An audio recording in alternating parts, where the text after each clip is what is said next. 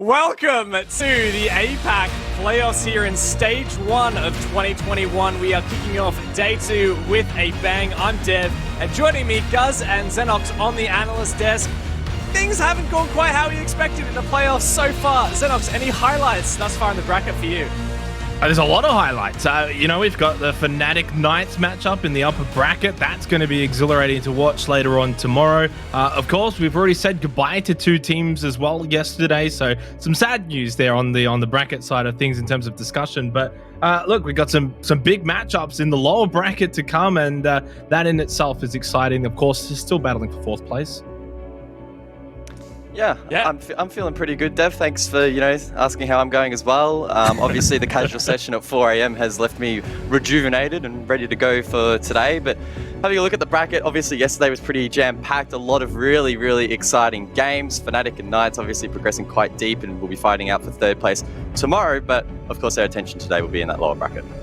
Yeah, for sure. And yeah, that 4 a.m. casual session was just about as fruitful as Chiefs and Mercenaries' hopes in this bracket so far. Unfortunately, we say goodbye to them. They come last and get 0 SI points or additional prize pool. But of course, the top 8 in APAC, that's what we are looking at, and we still haven't determined where all of those teams sit. As you can see, Fnatic Knights, they've qualified through the upper bracket final. That'll take place tomorrow first up. They're fighting for third place. We also have the stage champion game, which is the number 1 from APAC North, Cloud9, the number 1 from APAC South, Elevate. But as for today, let's look at the schedule. Let's see what the games we're going to be broadcasting today consist of. First up, it is an all-Japanese elimination match, Cyclops versus Guts, and then we're going to have a 7th, 8th seeding match, and then following that, we will have the lower bracket round 3 game as well. By the end of today, we're going to know who's coming into that upper bracket final, and then who will be waiting for that recipient of that match in the lower bracket final, plus the first, second stage championship game. So we have a heck of a lot of seeds to go through, Xenox. Yeah, look, one thing I want to already point out is the Cyclops Guts matchup. You would have been remiss in saying that that might have been an upper bracket final at some point or something along those lines, Dev, but the fact that one of those two teams is going home already, they're going to get minimal SI points, and one of them's going to get no prize money as well. That is going to be a big matchup. One thing I do want to also touch on, those 7th versus 8th, or 7th versus 8th, but the placing. There is SI points in the difference for those positions, 140 points for 7th and 115 points for 8th, something along those lines. So there is at least something sort of to battle there in what will be a seeding match, and then of course we continue on with the lower bracket later on. Yeah, absolutely. Now, of course, we do have another off-stream match taking place. Kira Esports from South Asia versus 7th Heaven, and the winner of that will face the winner of CAG Guts in that final match today. Guz, any particular teams that you're really looking for to hopefully make it through to the next round, and we'll see them tomorrow in the finals games? I think today I am probably most excited for the Guts Cyclops game, and it is, I guess, bittersweet, particularly for the Japanese fans, because we get to see a really exciting match between two teams from the same origin, but unfortunately one team won't be able to progress further. So I think it's going to be an exciting game, and then one of those teams will be matching up against Kira or 7th Heaven, and both of those have been a little bit of a dark horse already. Sure, they already find themselves in the lower bracket, but they've both put up a decent fight so far. Yeah, I think that if there's one thing we know for certain is that we really cannot predict with any certainty the results so far. Teams like Cyclops knocked out to the lower bracket by teams like Kira from South Asia, which was the 2nd seed team as well from South Asia, straight out of the gate. Honestly, just unbelievable, the shakeups that we've seen so far. And that's just one of the incredibly exciting things about coming to an APAC playoffs and seeing teams from 3 different divisions come together and culminate. Do you feel like, Xenox, we have an indication yet of which of these subdivisions are stronger? APAC North, APAC South, South Asia? Can we make a bit of a guess as of yet? I mean, look, the only thing we can say right now is we've had one APAC South team and one South Asia team eliminated. No APAC North teams have been eliminated yet from the playoffs, but that's going to change in the very first match today. So I don't know then how much you can take stock into it. You ask me that question now, I give you that answer now, but you ask me in a couple of hours, and then it's actually going to be 1-1-1. So I think what we can say is that all 3 regions are pretty close in competitive skill, and we've seen that. We've even seen the likes of Mercenaries and Kira Esports really take it up to their north and south counterparts. I mean, so much so that Kira Esports beat Cyclops. Mercenaries was pretty close to beating Knights, and Knights are now in an upper bracket final against Fnatic. So it really does go to show that for South Asia, they're really not that far away from north and south. And as for north and south, they're actually pretty close. Yeah, well, you know what, Xenox, I may ask you that same question again tomorrow when we crown our stage champion between North and South, but let's turn our attention to the game at hand. It is this Japanese derby between Guts Gaming and Cyclops. Now, this is a big match for these teams. They're trying not to get eliminated from the tournament, but this is also a historic match of two teams that have fought tooth and nail time and time again, head-to-head within the Japanese Nationals and, of course, within APAC North, Guts. Yeah, both of these teams have a super rich history, and again, considering that they play in both the national and regional level, they do have a lot of head-to-head results. Heading into this one though, Cyclops do have a pretty clear advantage. In the last couple of years, they've faced off 7 times, and Cyclops has won 6 of those occasions. Yeah, and this is their lineup, of course. Currently, the #1 team from Japan, Xenox. What have we got to know about these insane gunners? I mean, look, the one thing I want to say is more from a team perspective here for Cyclops is that coming into this matchup, one of the little benefits that they are going to have is they've already played a best-of-3 series, right? Guts, of course, were in the upper bracket. They lost that best-of-1 tonight. So for Cyclops, they should be a little bit more warmed up, and they beat Chiefs, which is a really solid team. You know, the OCN champions who we probably expected a little bit more of. They pushed Fnatic. So for Cyclops here, I'm expecting good things, but it is really difficult to say coming into it whether or not they are going to be able to beat Guts in the best-of-3 from my own perspective. But I do suspect that they will perform a lot better here than, say, they did against Kira Esports. Of course, that one being off-stream, so we didn't really get to see too much of it. But the little bits of that footage that I did see, and it was on Chalet, the one area they did struggle a bit was their attack. So look to see them improve there. Yes, well, Japanese champions have their work cut out for them, but they're going up against a familiar face, a familiar foe. Guts Gaming, hailing as well from Japan, of course, and quite a rich roster with a lot of pedigree on it, Guz. We've already seen this team run a little bit through the bracket so far. Now, what are we expecting for them going up against Cyclops? Yeah, it's been a little bit of a shaky season for Guts throughout Stage 1 in the regular season, and I guess that what has been reflected so far in the playoffs. Of course, their first match up in the upper bracket, they did take down 7th Heaven 7-4, but they didn't really, reflect that strong performance in the second round, right? They lost 1-7 to the Knights from APAC South. So they're not heading into this game with the greatest of form. That said, they know their opponents, they know what they're expecting, and they can play into that. Yeah, we've certainly seen some highlight plays from this roster as well, and of course, that's something I like to always recall is the fact that JJ there, he played for that best team out of Japan, Norengo, for such a long time. Crazy Papillon as well has had some stint, and with that comes global experience as well. This team, and it might look unfamiliar to perhaps people that are mostly just used to watching the #1, #2, but these guys are, in a way, the bridesmaids of Japan and the bridesmaids of APAC North, and here they're going up against a familiar foe in Cyclops. Xenox, do you really think there's any chance for Guts here? Oh, of course there's a chance. I mean, I think you'd be very much off the mark if you were to say that there's no chance. First, it's a best-of-3, so you're definitely going to get the result that you're looking for. It's not a best-of-1 where some funny things can happen at times, such as a 7-1, which happened to Guts, of course, from Knights yesterday, which is probably a good point in itself. And I know Guz touched on it. That was very disappointing. Knights is a good team, but I don't know if they're 7-1 against Guts kind of good on a regular basis. So they really dropped the ball there. They will be coming into this matchup with something to prove, and of course, as you said, against their sort of rivals. So look, Cyclops are probably coming in maybe a little bit better based off their best-of-3 performance against Chiefs, versus, of course, Guts coming in off of the loss. But one thing I'm going to be very intrigued, and of course I know it's the next topic, being a host myself at Time Devs, of course, the map. And I want to pose this question to you. This is a curveball here. Structured maps, or are we going a bit more loose? I really want your thoughts. Well, let's talk about it while we have the map video up, I reckon. Yeah. So let's bring that up for you and have a look. It's hard to say. Both of these teams very capable of being structured. Both these teams very capable of being loose. It ends up being that Cyclops actually banned out Clubhouse. Funny, because that's the map that Guts got destroyed on by the Knights. But Cyclops banned it. Oh, well, we go to Cafe. Guz, any thoughts on this one?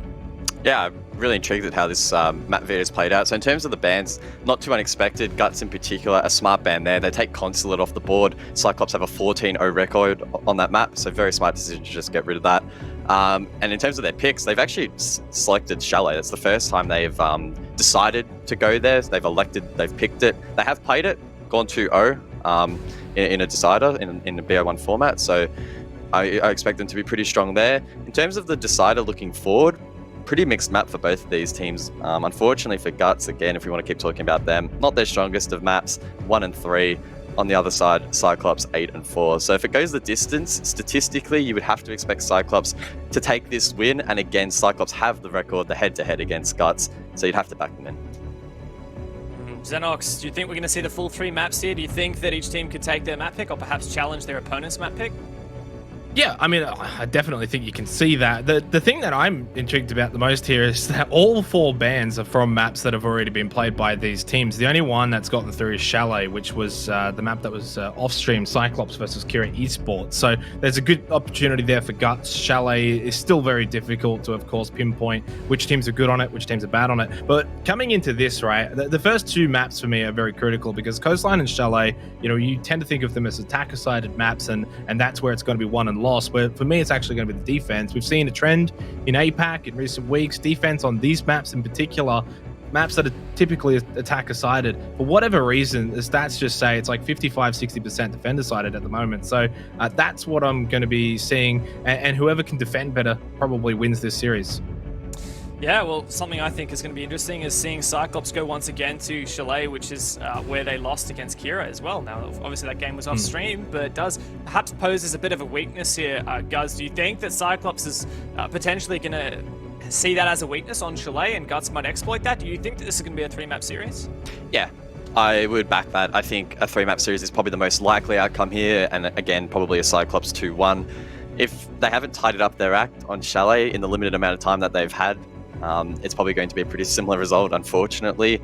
And again, they haven't had a whole lot of time. They've literally just been playing all day yesterday. So the Chalet probably just going to be a bit of a bogey map for them, if you would. They're happy to let that one slide and likely head it to the 3rd. Well, there you go. That means that the win condition for Cyclops is they have to win their map pick of Coastline. That is the first map up today. We have Raven and Manic Monday on the casting desk to take you through this one. Guys, have an absolute blast. I have no doubt that we will be enjoying this, of course. Raven, we were just having a quick look at that veto system, and I think that the first 2 maps that we have opening us up for this best of 3, boy oh boy, is it going to give us a lot of action.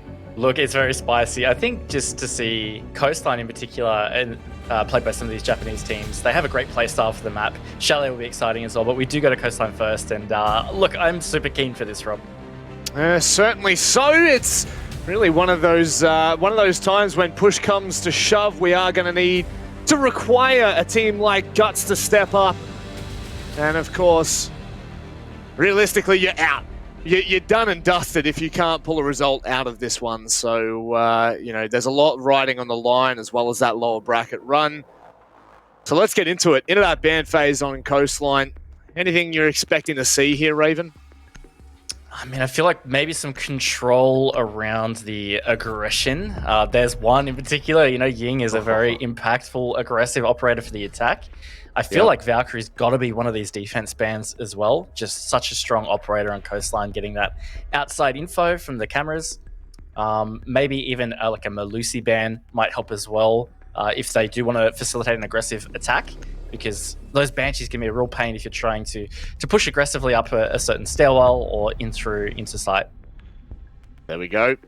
Lion being taken off the board next. Starting to get a bit of a whiff as to what we're going to expect. And I'm sure it's going to be utter chaos. The defensive ban, surely we see something like a Valk.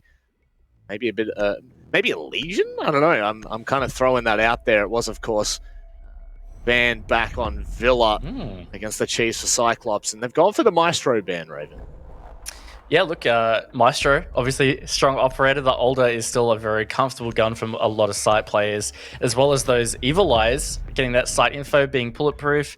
You're going to have to be using some utility to clear that, whether it's frag grenades or some level of like a launcher from Ashe or Zofia. But look, the Valkyrie, an expected ban to round it out. Overall, it's been a pretty interesting little ban phase there. I feel like it does echo the point I was making. There's a lot of curb of aggression that's come out of this. I think in particular, this Ying, Lion, and Valkyrie mixture, it really does tone down a little bit of that aggression, but we're still going to see quite a bit. You know it.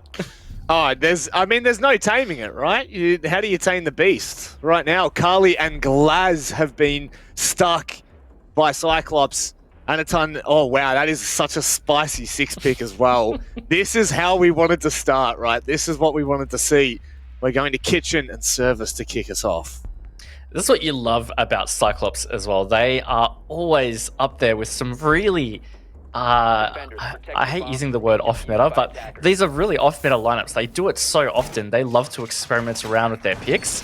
And look, Anaton is a very proficient fragger for Cyclops, so seeing him on the Monty, it's a little bit scary. You know, if he whips out that pistol, he could do quite a bit of damage. But off stream, we did actually see, I saw a peek of the Cyclops Chiefs game yesterday. Anaton was actually playing quite a lot of Montaigne, and it was working out really effectively. So it's something that Cyclops have worked into their attacks to help with the roam clear and the intel gathering in particular. And look, it's working out for them. I think this is dangerous for Guts.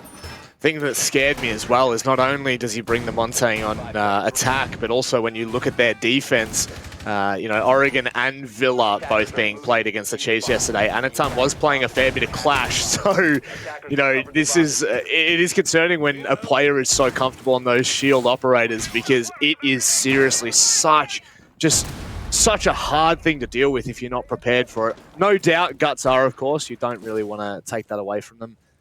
They'll be coming into this as prepared as you could be. That's a really nice cam, unfortunately caught out by what I assume to be the smoke there. So making a bit of contact here. Anaton will essentially just work as a live, indestructible drone. So that's going to be really frustrating for Guts to deal with. Attackers have dropped the bomb diffuser. It is, but they are starting to spread out really nicely here, and this player in blue could catch Anaton off guard if he's not careful. There it is, the pre-fire. Some great call-outs coming from the other team. But other teammates, sorry. And look, that's really big, because Anaton, he can't tank any of these smokes. If JJ places one perfectly, it's going to be over for Anaton in this round. So that light up from Europe, that's put Guts in a great position. Wow. Just the spray through the wall. Unfortunately, Anaton, that is sure to come back and curse Cyclops. And like you said, just look how spread Guts are right now. JJ being the only player on site. Clearly on a site like Kitchen, you're not as stressed. But this is just making life so much more difficult. Sorry, I'll correct myself. This is Crazy Puppy on the other side of what is a mirrored placed lobby side. So once more, a minute 20 off the clock, and Cyclops haven't really achieved anything that we've seen. In fact, they've lost the first player. Oh, sharp. Yeah, good little trade. And this is really important right now. This next 20 seconds of trying to obtain this vertical control is going to be really critical for Guts. If they don't get this to try and clear out the positions held in Kitchen, it's going to make it incredibly tricky to actually go for the plants. Black Ray almost caught off guard by the player at the bookcase. Luis is going to play this very patiently. No, he's not. In fact, he's going to peek out to his demise. And this is a great position for Cyclops as they gain some control. That's big, though. An eye for an eye. In fact, it's not an eye. Anaton just slightly blinded for a second there. Will be able to be picked back up. Now only 2 drones left, with 1 still in the field from Aegator. Intel's going to be quite minimal. There are no smokes left. And the big thing right now, that C4 may just buy Guts enough time, but they're going to need to play for it. JJ just on the close line of Rax as Anaton starts to push him back a little bit further. That's a big kill from Crazy Papillon. This is just not doable. My word, Cyclops just stormed the site, and that's round 1 going to the attacking side. Look, really well played from Cyclops in the end. With Anaton going down low, it really did slow down what they wanted to do with that roam clear. But once they regained some intel and confidence to really push through VIP and then be able to push towards Kitchen, look, it worked out really well for them. It was a strong comeback, honestly. I felt like Guts were in such a great position. Potentially some... they didn't really take into account the fact that Anaton had been taken low. Honestly, they may not have been aware. Euro probably had little idea how many bullets did hit Anaton. But he was just one smoke babe away from dying. It did eventually down him, but I think just that failed capitalizing that from Guts really cost them. Okay, so the Glaz being the 6th pick Attackers need to or locate CAG and defuse here, as many bombs and I mean, perfect site to do so, right? You can sit back and ruins, and well, you can ruin them. It's a simple little analogy to make, and from this, Cyclops may have a really decent chance at this round as well. Curious to see how Guts are going to adapt throughout this game. Obviously, Cyclops are definitely coming into this the heavy favorites, you'd have to say. I mean, you just look at the history between these two teams, and it's rich, right? We've got a lot of previous games to go off, and it just doesn't bode favorably for Guts. There's a lot of red next to their name, a lot of L's that have been dealt by this roster. So locate and defuse a there bomb. is, you don't want to undersell it or oversell it. It is most definitely in the hands of Cyclops. So they'll want to start out with that a very firm statement. Yeah, and look, it's such a great point, and it's something that the desk talked about a bit as well, is that Cyclops have, for quite a while now, had this #1 in Japan position. And poor Guts, they've been one of the other teams trying to fight to overtake them. They've kind of taken on this bridesmaid kind of role, as have Fav Gaming. And oh my lord, that is a fantastic grenade from Suzu. Lily would have had no chance, no idea what happened to him. And that's a big pick. Yeah, sorry to cut you off there, Raven. My word. And look how quickly Cyclops are dismantling of what is on site. And it's on as well. There's so much time for them to bait out utility, so much time for them to play here. And it's surely just looking to punish anything. Guts, maybe misstep. And once more, they can take their time, Raven. They've still got 1:50 on the clock. Oh, my word. Look, I love this from Cyclops. This is so effective. They can just bait out this utility. They've got so many smokes, and they can just backwards plant in this doorway. And Gatorada can cover him from the window, while the others are just getting a frag out, basically. 4 versus 1 now. It's, oh my lord, it's going to be so tough for JJ. I mean, it's just not doable, surely. They may give him a free kill here or there. He's actually doing an incredible job of staying alive. But staying alive will do you nothing if you've got 4 players from CAG swarming you on every which direction. Not the hip fire, man. Oh, that feels bad. But, I mean, what a round, Raven. Yeah. What a round. It was a pretty incredible round. Look, it started very strong. It was a perfect nade from Suzu right outside the Lamborghini doorway. And that was just, I really prefaced how the round was going to play out. But just to talk about the strategy from Cyclops, it was fantastic. Again, they just were able to bait out utility perfectly in hookah. Anitin could have easily gone for a backwards plant in that doorway. It looked like that's what they were thinking of doing. But what happened is we saw the smoke babes come out super early, C4s burned, and they had so much time left in the round to be able to work around that. And it forced Guts also to really focus on that hookah doorway. They were aware that Anitin was there as the Monty. It would have been a free plant. So they had to refocus. It was just... It was fantastic. It got all of Guts into one spot, and Cyclops just picked them to pieces. What I'm really loving right now is the fact that Gatorada has been so versatile. First Kali, then Glaz, and now the Yana. It's all the 4-letter operators, Raven. And I mean, if this trend continues, how on earth, if you're Guts, do you look forward to what will be Chalet that we head to after this map? It's very early days. I mean, I hate doing this kind of thing, but theory crafting, I mean, there's been no response whatsoever. You look at the damage that's been dealt from Cyclops already, and you would assume that they're just not going to be slowing down. I like Yura on this Legion right now, obviously being able to, I wouldn't say handily deal with Anitan, but it certainly will make his approach a lot more difficult.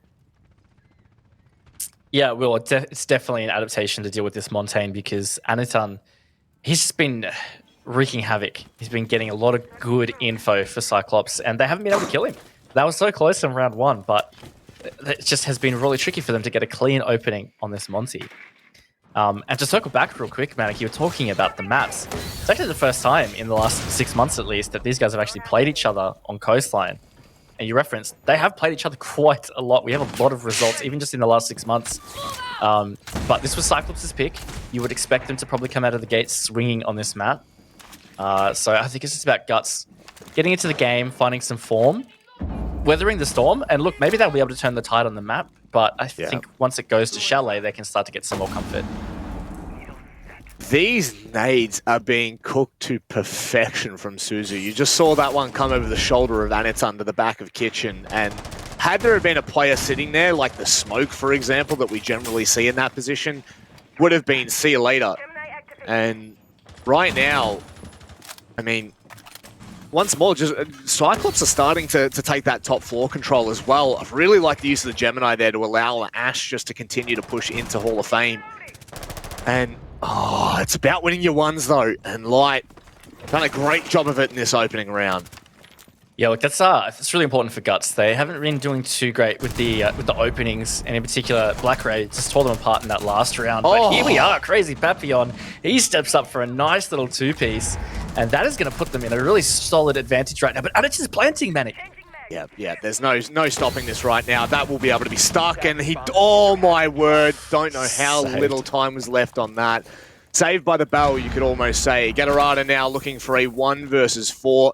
45 seconds left. I mean, this may sound absurd, but it's not out of the realms of possibility. It's just highly unlikely. And, I mean, at the moment, only 2 drones to go off, 2 pieces of intel that, CYCLOPS can really afford to handily pass back into Gatorada's favor. Just not really achievable, Raven. So, really nice bounce back from Guts here.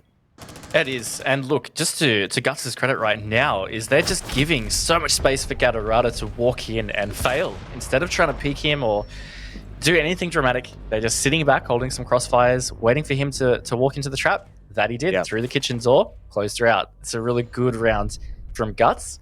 A strong start to the round was so critical for that. They stood their ground in Penthouse and Theater. That was what was so super important, because it made CYCLOPS try to flurry to bring that back, and it just didn't happen. And you take your wins when you can, or where you can, I guess. So we go back to Hookah on the reattempt, and really looking for, that's another change from Gatorada. Swapping onto the Maverick instead of the Glaz this time. My word, 4 different operators and still being able to be impactful. I'm really liking the use of the Monty here. It's just, it causes such early round hesitation from the defense, because you realistically, there are portions of the map that you just have to give up when a Monty's there. And a map like Coastline, it's a game of give and take, which is, I think, why they did such an incredible job in that previous round of being able to hold Penthouse, The Monty not really being able to put pressure in 2 places at once certainly leans into a spread out attack. So wait and see how they aim to achieve this. But last round, it was, I mean, maybe not flawless in the kill count, but it was a flawless round, all things considered. Yeah, I think just in terms of the way they executed it, you could say it was flawless, totally. Certainly not on the scoreboard, but at the end of the day, it was a great bounce back from Guts. And this Monty, as you said, Manic, it has been creating some difficulties for Guts. And something else that I've noticed that I just think works so well with this Monty pick that CYCLOPS is sticking is it forces, in particular, JJ to have to focus where the Monty is. Because the smoke grenades are their best counter. Yeah, Lily can rotate with goo mines as well, but that's 1 to 2 players that have got to focus onto that. And now JJ's just been totally destroyed by Gatorada. And this is an early execute coming out from CYCLOPS. They're just on site, Manny. Yeah, not only are they on site, they're everywhere. They're like ants swarming over a hive. They've been able to take control of Cool Vibes. They've had Billiards control. This is an absolute bloodbath. Anaton just manages to survive on the back of a C4. But what on earth can Guts do now? The Monty can just sit in doorways, deny them access. It is Lily with a really nice response on the Gatorada. And just like that, Anaton will force them into the open hands of a Gator. And this is an absolute onslaught once more. Man, Black Ray, don't give them that chance. Yeah, look, I think that was just such a great example of a couple of things. I mean, one was just the power of Aniton again on that Montaigne, but also just the beautiful adaptability that Cyclops have. They droned out sight. They saw that Guts had dedicated so much to off-site. We saw 2 players over on the VIP penthouse side and a player below, maybe even it was 2 players below, I can't quite remember, but before we could even check it out or realize Cyclops had made the call, pulled the trigger, they were on site. As you said, they were everywhere. They had gone through hookah, billiards, they were at the drinks bar. There was just no possible way for Guts to retake that. It just came down to nailing the C4, which was a missed opportunity. Addison got the plant down. It was GG on the round. Defenders, protect your bombs from Well, being defused by attackers.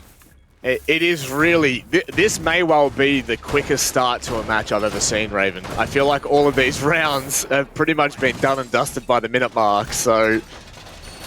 never mind the prep phase, never mind the action phase. I only need 2 minutes to get it done, and... They are going to be re-attempting hookah. Much to the dismay of themselves, I would dare say, because, I mean, where else do you take Cyclops at the moment? They just seem to be picking your defenses apart.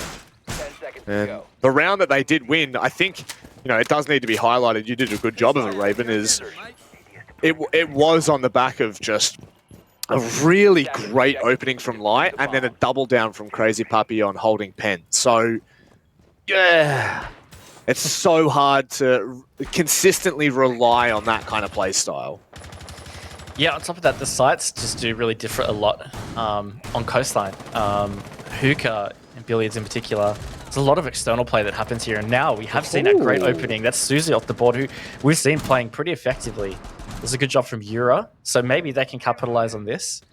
But it does look like they have still gone pretty far aside. It looks like there was about 2 players on site, but Cyclops have changed their approach. They're actually going a lot more direct. Oh, man. No matter what you throw at Cyclops right now, they just seem to have an answer for this. Instead of pushing on the hookah balcony, they're now putting pressure underneath in Sunrise to ensure they can get that vertical control. Guts are somewhat spread out right now. And once Gatorada's in position and has the safety of Aniton ensuring that no one can really push into Sunrise, this is just going to be an onslaught on site as Black Ray just continues to double down with these kills. Guts are just being picked to pieces. They are, and look, that's it's going to make Hookah pretty open. Crazy Papillon is boxed in this corner. They're going to know this info from the Monty. Could be easily capitalized, and of course, Crazy Papillon, what else can he do? He has to push out. This is going to be very hard to counter because now that Cyclops have the control in Sunrise, it's just a matter of time before this plant could be confirmed.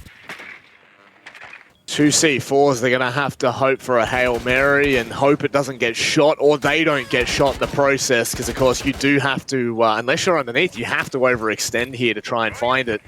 Gatorada just with the perfect line to be able to hold. This is so uncomfortable for Guts. They've also got intel on the player in Kitchen. I mean, it doesn't get much better than this.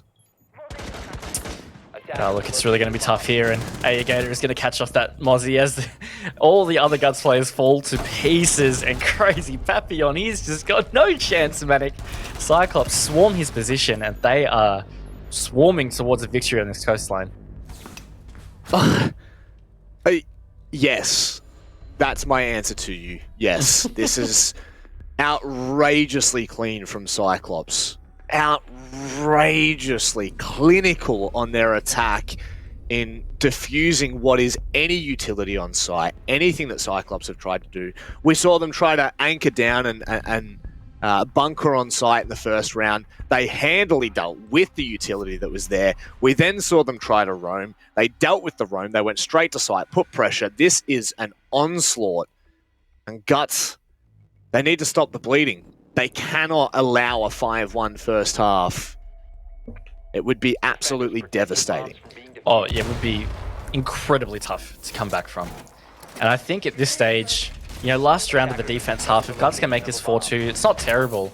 It's still comebackable. But if I were them, like, I would have just gone held for leather, trap operators, just anything that counters this Monty. Because if they can take out Aniton early, I mean, it's only one part of the problem, but it's a big part. You know, the info that he's getting and just the presence that Montaigne has is incredible. So maybe even, you know, an Ella, the Grismot's concussion, so he can't push through certain doorways. It needs to be cleared first. The goo mines are great. And the Banshee as well. It's only going to slow him down, though, as opposed to actually get that shield out of the way.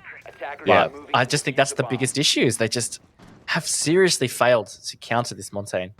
What about a clash? Bring the clash. Get the shield up in the face of the shield. Totally. Yep. Yeah, I'd love to see it. I'm really disappointed, in fact, that Guts haven't brought it. I was waiting for the pick the entire half, but unfortunately we haven't seen it. That's a nice little drone hunt there from Light. A little bit of intel that CYCLOPS will not have on hand. Now, we can't go past talking about the impact that Black Ray has had on a lot of these entries. Just been looking so sharp, and we can sing the praises of Anitan and the entire CYCLOPS teams, but at the end of the day, they're doing God's work. And I mean, Suzu on those nades, we can talk about that very quickly, because that has just been another level. Yeah, look, he has been fantastic with grenades. Bit of a blunder there, though. They haven't quite cleared the ADS. They're trying to get this Banshee out of the way so that Anitan can push in. He's just going to go through it anyway. And this is the thing. These smoke babes have missed the mark. And APAC just comes from behind to clean up. Oh, my Lord. CYCLOPS are they're just a bit unstoppable at the moment, Matic. They certainly are. He's got control. They've also got the crossfire from Gatorada. So as long as Aegator just stays injured, I don't really know if there's any way that CYCLOPS can get back into this. The crossfire is absolutely gorgeous. Line them up like ducks, one after another.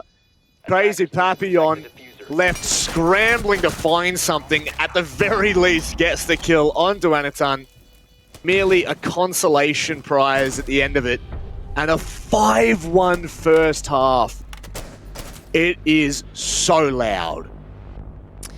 Honestly, it's just it's incredible how CYCLOPS have shown up and what they're getting away with right now.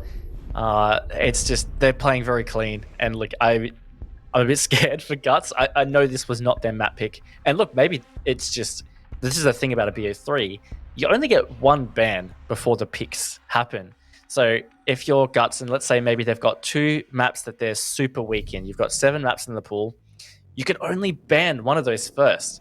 Maybe it's just about the lesser of evils. Maybe they knew that Coastline was going to be very rough for them, but they just have to get through it. Sometimes that's just what a BO3 is about. Sometimes you do have to weather the storm in these initial maps. Just win your own pick and go to the decider. But regardless, just the clinicalness that CYCLOPS are being able to execute these attacks with, it's very scary. The safety that Monty brought as well was just it's second to none. And I'm really liking this lineup from CYCLOPS right now. You know, they've got the Melusi and the Legion that are going to slow down the progress towards site, give firm intel in terms of audio cues. And how did that just happen? Did he just, I mean, all he did was jump off the top of the... Yeah, what? This is look, it's something we've seen happen before on Coastline. No. Poor Black Ray. Yeah, look, that's unfortunate. And that is very unfortunate. We'll get confirmation on what the approach is from the admins in just a hot second. I mean, you know, talking about the operator selection phase for CYCLOPS, really enjoying the intel denial that they've got with the mute Mozzie combo as well as the vigil. And CYCLOPS being CYCLOPS, you know that there's absolutely no chance they're going to be able to hold them down. You know, they're just so elusive. And we are going to come back for that rehost, of course, as the wonderful observer has shown. So hello and welcome back into the show. You're going to turn into a bit of a podcast now on how good CYCLOPS are, because honestly, there just wasn't enough in that first half for us to talk about Guts Gaming, Raven. And it's really hard to say that because Guts they are not a pushover. You know, they are a decent team from APAC North, and unfortunately, they've just been given no room to move on Coastline in map 1 of this best of 3. Yeah, look, they're just getting absolutely dismantled. I'm just quickly peeking at some map stats for Coastline just for CYCLOPS. Look, they haven't actually played it a whole lot themselves, and most of the results have been pretty close. The only one that's actually been significant was a 7-3 over Fav, and that was recent. That was the 19th of March in APAC North. Outside of that, though, 2 overtime wins and an 0-7 loss to Fnatic. It was last stage, though, in APAC North, way back in September. Doesn't quite count for as much, but at the end of the day, just the way they've shown up today, I think is the scariest part, is that they are executing really well. It's not even just that they look strong on the map, they're just looking strong as a team. Yeah, it certainly makes you scratch your head and wonder how on earth they were taken down in the upper bracket in that best of one. You know, games can be games, and you know, you can just have a shocker or maybe come into it ill-prepared against a team that, let's be completely honest, they wouldn't have been totally ready for in Kira. I think that was a phenomenal effort from the South Asian roster, but you know, this is the different beast that we've been talking about, and it's good to see them come alive in playoffs. My biggest issue right now is, you know, this is the playoffs run of the lower bracket. They have to, as we do say, they have to run the gauntlet. There is no second chances, and they're most likely, you know, I mean, look, whoever you deal with next, you've either got Seventh Heaven or Kira. I think most people would probably consider Seventh Heaven to be coming in, and they're a dangerous team. They are a seriously dangerous team. And then after that, you have to go up against either Fnatic or Knights. It's just, you know, it's not the cleanest of, it's a tough ask. It's not the cleanest of storylines, but the beautiful thing for CYCLOPS is they are rewriting their own script here, and they are looking just so damn sharp. They are. Look, they're looking really good so far today. You talked about that BO1 yesterday that they lost. I mean, we didn't get to see it on stream, unfortunately, but there could be many reasons that happened. They could have been just incredibly surprised by Kira. It was on Chalet. Now, we will get to see them replay that in the next map. But at the end of the day, it could just be a simple fact that they didn't come into it warm enough. That can happen sometimes. If you've got a big day ahead of you, you get ready for it, teams prep, but sometimes you just have this rough start. It was a 7-8 loss. It was super close, but unfortunately, that's just what it's like with BO1s. If you're not on and firing straight away, before you know it, you could lose it. And it means that CYCLOPS, they're locked out of that third place potential, which could mean a big deal towards the end of the season. Yep, seriously could. And I'm sure it will. I am absolutely sure of it. We are back, so hope that wasn't too jarring for everyone looking and listening to us for all of. Geez, that actually felt like a really quick rehost. In all fairness, I mean that was a very quick one. I saw the boys get stitched up yesterday with a bit of a longer one, so I'm grateful that we've come out of that relatively unscathed. Now, to the point of what we were talking about before, I do foresee this just being a very dangerous lineup from CYCLOPS. It's going to facilitate so much aggression if they please to. And if Guts aren't careful, they may end up wasting too much time trying to clear them out than they will be focusing on site. That the lack of Monty is blaringly obvious. Not that it's, you know, like it just feels like right now you can't see around on Coastline in this matchup without seeing it. So really curious to see how Guts game to deal with this. Well, aggression is still going to be on the side of CYCLOPS. Anderton is basically spawn peeking this front door here, but here's the drone and decides to get away, and that's probably a good call because Guts were really 3 players looming around that doorway. Pretty easy position to pre-fire, but look, I think what Guts really need to do here is they need to step up and have to emulate maybe a level of that confidence or aggression we saw from CYCLOPS. They need to try and get CYCLOPS put back in their place a bit, you know, get them on the back foot, because I feel like right now, CYCLOPS really feel like they can get away with almost anything. Yep. Nice timing from Anitan here. That's such a nice impact. He's actually heard that Goom line as well, so he'll get that intel. But Light had jumped back out the window. And, I mean, right now, CYCLOPS are doing, once again, a really good job of keeping Guts' attention away from where it should be. JJ, talk about an unfortunate trade there. It is a 1-for-1. They do take down Black Ray, who has been incredibly sharp so far. Yeah, look, it's a good pick, but it's really unfortunate they got the TK trade because it would have been giving them a solid advantage. Now, that was a pretty decent little clear of this room that was happening downstairs, but they have used already half the round.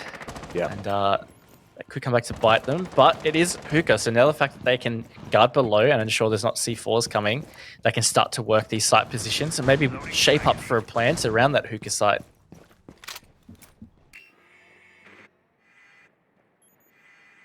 Slowly but surely, putting the feelers out. Just double checking to make sure. They are starting to look like they've got a bit more of an idea as to what they're trying to do here. Cool Vibes being pressed. And whoever that is at the top looking for that peak, absolutely dismantled. And Guts, well, they're in the best position they've been since, goodness me, round 3. That's it. Suzu, he's going to get a little aggressive. Him and Gatorado need to back up for a 2v4. Oh, he takes down Crazy Papillon, though. Let's defuse a drop. Still 30 seconds. Guts, plenty of time to recover. I've never seen them lose this. Gatorado making sure that Suzu has an opportunity. 1 versus 2. No intel on site. JJ swings wide with the SMG-11. Confirms the kill. And a much needed round and a much needed response from Guts Gaming. I'm sure there's some viewers as well probably thinking, oh, it's Coastline. It's just going to be super attacker-sided. Yeah, the Guts can probably bring this back. You know, in APAC North, actually, it's a 62% win rate for defense. So we've seen a pretty dramatic shift since we have had the meta change in this season, or for this stage in particular. So this is pretty against the grain for what we've seen during the regular season. So I don't think that's the case. But something we highlighted earlier, Rob, was that the bans really probably do favor the defense because they equalize things pretty well in terms of the defender aggression, at least. So sorry, it does favor attacker. But it does equalize that aggression with the Valkyrie ban. That is, I feel like on Coastline, it's just the most significant ban you can make because when Valkyrie's left up, the defense can just run riot. And there's something to say that had Maestro been left up, you know, it would have been much harder to facilitate the Monty pick time in and time again. I mean, you know, that is a far stretch. I do realize that, but you know, bans being bans, it really has left the defense a little bit more, or just a little bit more lacking overall. And the thing is, though, coming into this, we know Guts ban Valk, like literally in every single map. I can't remember many that we've seen it slip through on their ban phase. So definitely not a team that would even tempt fate with that kind of a pick. And right now, we are most definitely asking what they've got on their attacking side, and maybe more so even, what have Cyclops got on their defensive side? It may even just be the case of, you know, is it going to be as clean as what we saw they're attacking? I think that's just I think it's a good point. Also, something that is a bit scary for Guts is the fact that it was a 5-1. So even if Cyclops are really struggling with these defenses, only one round is going to at least ensure it's overtime, so that they may be able to rotate back to attack. But on top of that, I feel like it wouldn't be that hard to fall into just 2 defense wins and close the game out. So Guts have to be very on point and near perfect, and Light is trying to do that. He has got this opening pick, and it's Addison off the board, who has obviously had a very significant impact on that Montaigne, but yet to have a bigger impact on defense. Yep. Well, so far not going to have any impact whatsoever. And right now, Guts certainly favoured in this bout. Oh, Yura fortunate enough to be left standing. As Lily inches just closer and closer. Ayagator just on the other side with the shotgun. It'll absolutely mince them if they come around the corner. But it's a bit of a stalemate right now. Light might be the player to put the pressure on. Cyclops trying to be elusive, and Guts trying to just catch them, but not quite with the timing, because that's Suzy, cheeky. Trying to get that little run out, but Lily, the patience that he has had in luggage, he has been standing here for a good 45 seconds. He's making it tough for A-Gator, but A-Gator is just so keen to get something out of this. Might actually be given an opportunity here. Lily downing what is the mute player who unfortunately can't be given any kind of success here. Gatorada cannot find anything. And Black Ray, this could be absolutely massive if he's able to pull it off. But you just, in all honesty, Guts are looking so damn hot right now. It is a kitchen defense, but Light swings, opens the round and closes it.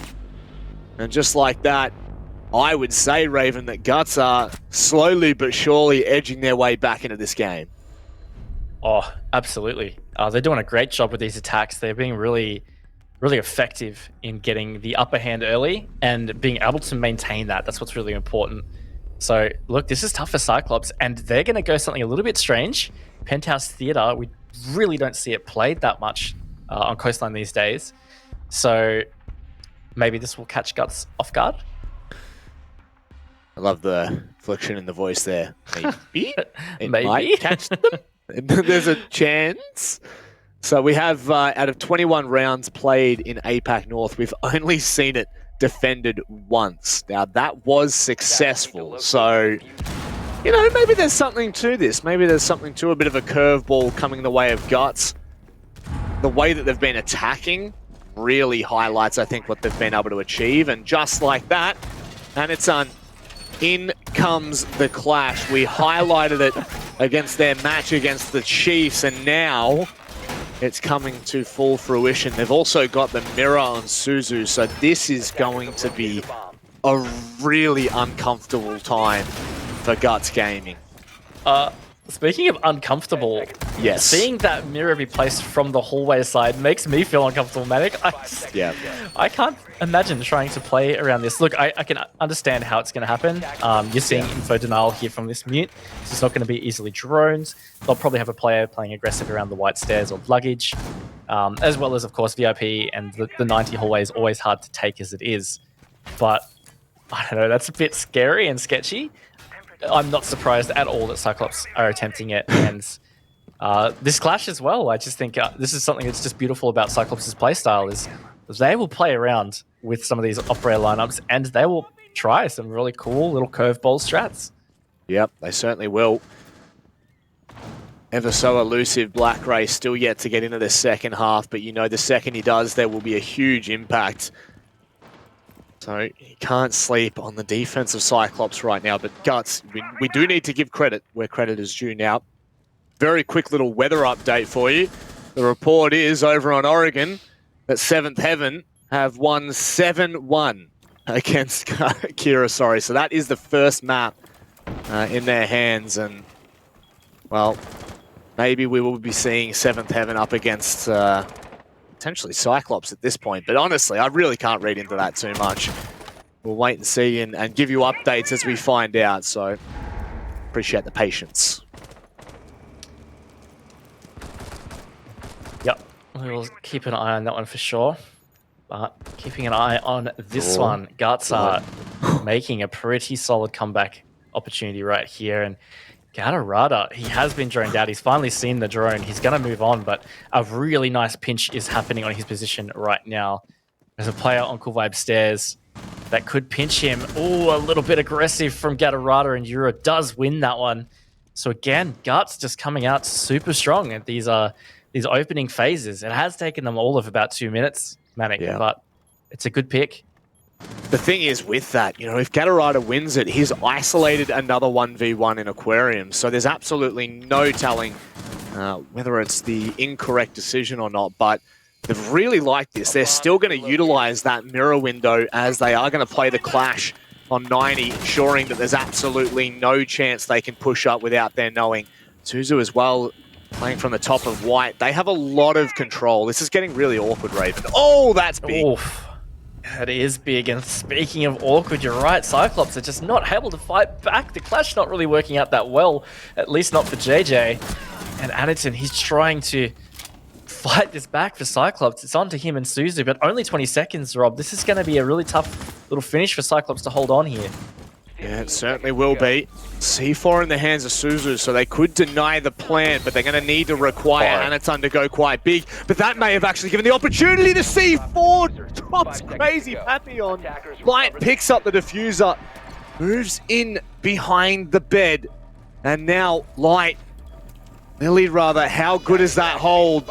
You're going to need to play this off the back of each other. As long as Light can stay alive here, there's a chance. They need to ensure that Anitun can't get into position. They've left Suzu completely open here, and now in comes the play. All guns out and firing. Lily goes down, and now it's about to trade. Light steps up massively, and that is a huge round for them to walk away with. Guts will be saying a huge thank you to Light in a 1v2 clutch. That was, look, huge from Light in many ways. I mean, the man played the round beautifully. He had the last second save of the diffuser. It was a great C4 that we saw come out from Cyclops. To pick it up and rotate over to the bed, it was very scary. He got that plant down with only a second left on the clock, very close to timing out for Guts. And then to pull out that 1v2, honestly, Matic, once I saw Anitun get the double window player, I was like, this is it. Light is in a tough predicament, but a great little double from him to win it. Yeah, it was a massive decision for Anitun to even try to attempt that kill. I mean, like, you have to at that point. It was really well played from Lily and from Light just to continue to bait each other out, hold that crossfire, because it could be really awkward to try and play around that clash shield. And right now, this is a Cyclops timeout, whether you guess it or not. And I mean, dare I say they're shaking their boots right now. Guts are demanding this second half. And I mean, at this point, I'm not even questioning the fact that we could just see outright Guts start to run away with this. It feels like that is where we're trending, Manic, but I feel like it just takes one small adaptation from Cyclops that could shift one round. And as we've said, you know, this is the scary thing about the fact that Cyclops managed to get 5 of their attacks, is it means only one successful defense is going to ensure overtime where they will get to attack again. Gets a bit scary, but I just feel like it's just a matter of time where Cyclops can get one of these, even 2. I mean, that last one was very close. It's just about these opening phases. Yeah, it really feels like for whatever reason, the Cyclops have started lacking in that front. You know, Black Ray currently on the donut since we've come back from the rehost in the second half. Just no impact whatsoever. In terms of the frag department, I mean, you can't take away that Black Ray really wasted 2 minutes of Guts there. But at the end of the day, Guts still had enough time to come back to site, plant, and also win a 1v2 clutch. So right now, I really am looking to Black Ray maybe to be the difference maker for Cyclops. If he can stay alive a little bit longer, if he can win his ones, I do think that it's going to put Cyclops in a much better position. I think overall it just points to we need to see some more, you know, well-roundedness from Cyclops' defense. It's just not something we're seeing, and Guts are playing really well as a team, so it means they are able to pick this to pieces. Some solo deaths could be the vein of Cyclops, but at the end of the day, there's another opportunity right here.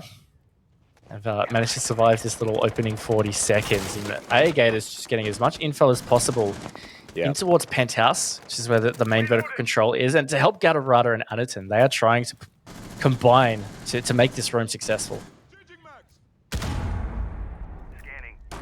Well, and the trend that we've seen Guts continue in, don't really know how long they're going to keep it successful. And now with the intel they're playing off, they've been able to push Aquarium.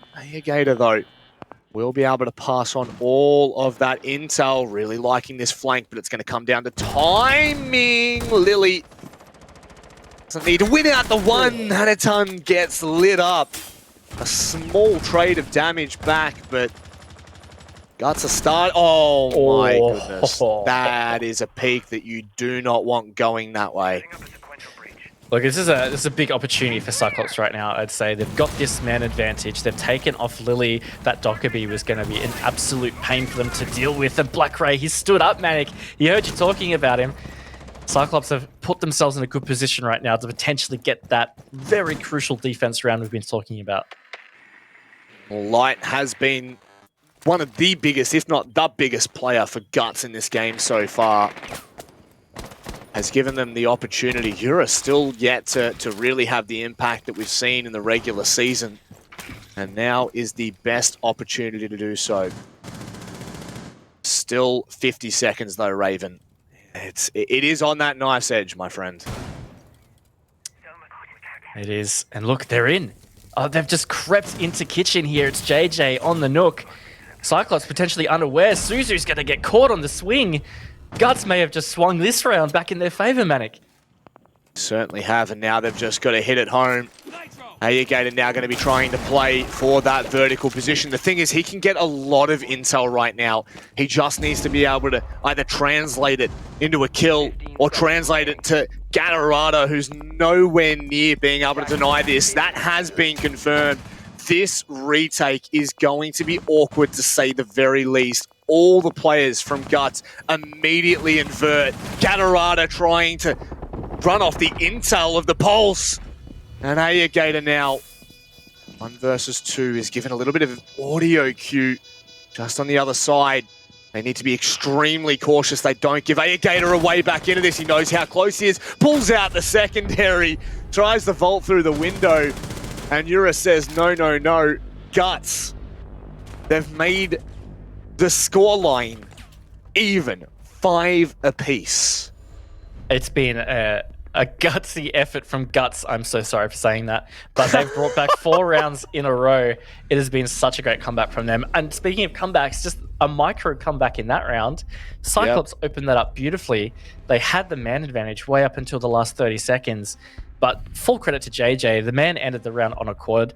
He also just got that opening in through kitchen, using the Nook beautifully. The silent stepping, or the quieter stepping, it just caught them completely off guard, hit his shots. It was just a fantastic little breakthrough to turn the tide of that round. And this is in a very dangerous position for Cyclops.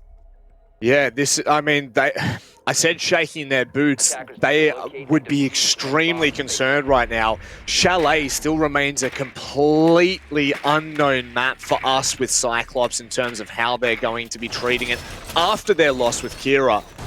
And it always scares me when a new map comes into the competitive map pool like that, because Chalet can be so volatile for, I would say, the underdogs for sure. There is a real sense that that map can cause some unbelievable upsets. And Cyclops are staring down the barrel at losing map point. This will be 5 rounds in a row if Guts are able to convert this. It would just be absolutely massive, a huge achievement for this roster who, for lack of a better explanation, have always been second best to Cyclops and other teams in Japan too. Yeah, absolutely. And as our beautiful analysts on the desk are pointing out before the game, they do have some pretty experienced players. JJ has spent a lot of time on and off the Norengo roster, in fact, but he was there during their real time to shine a few years ago.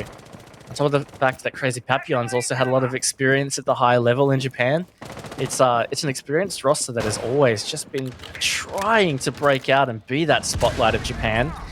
Cyclops has been in their way. This is just such a great opportunity to break ahead of that. Couldn't ask for a better opportunity at that.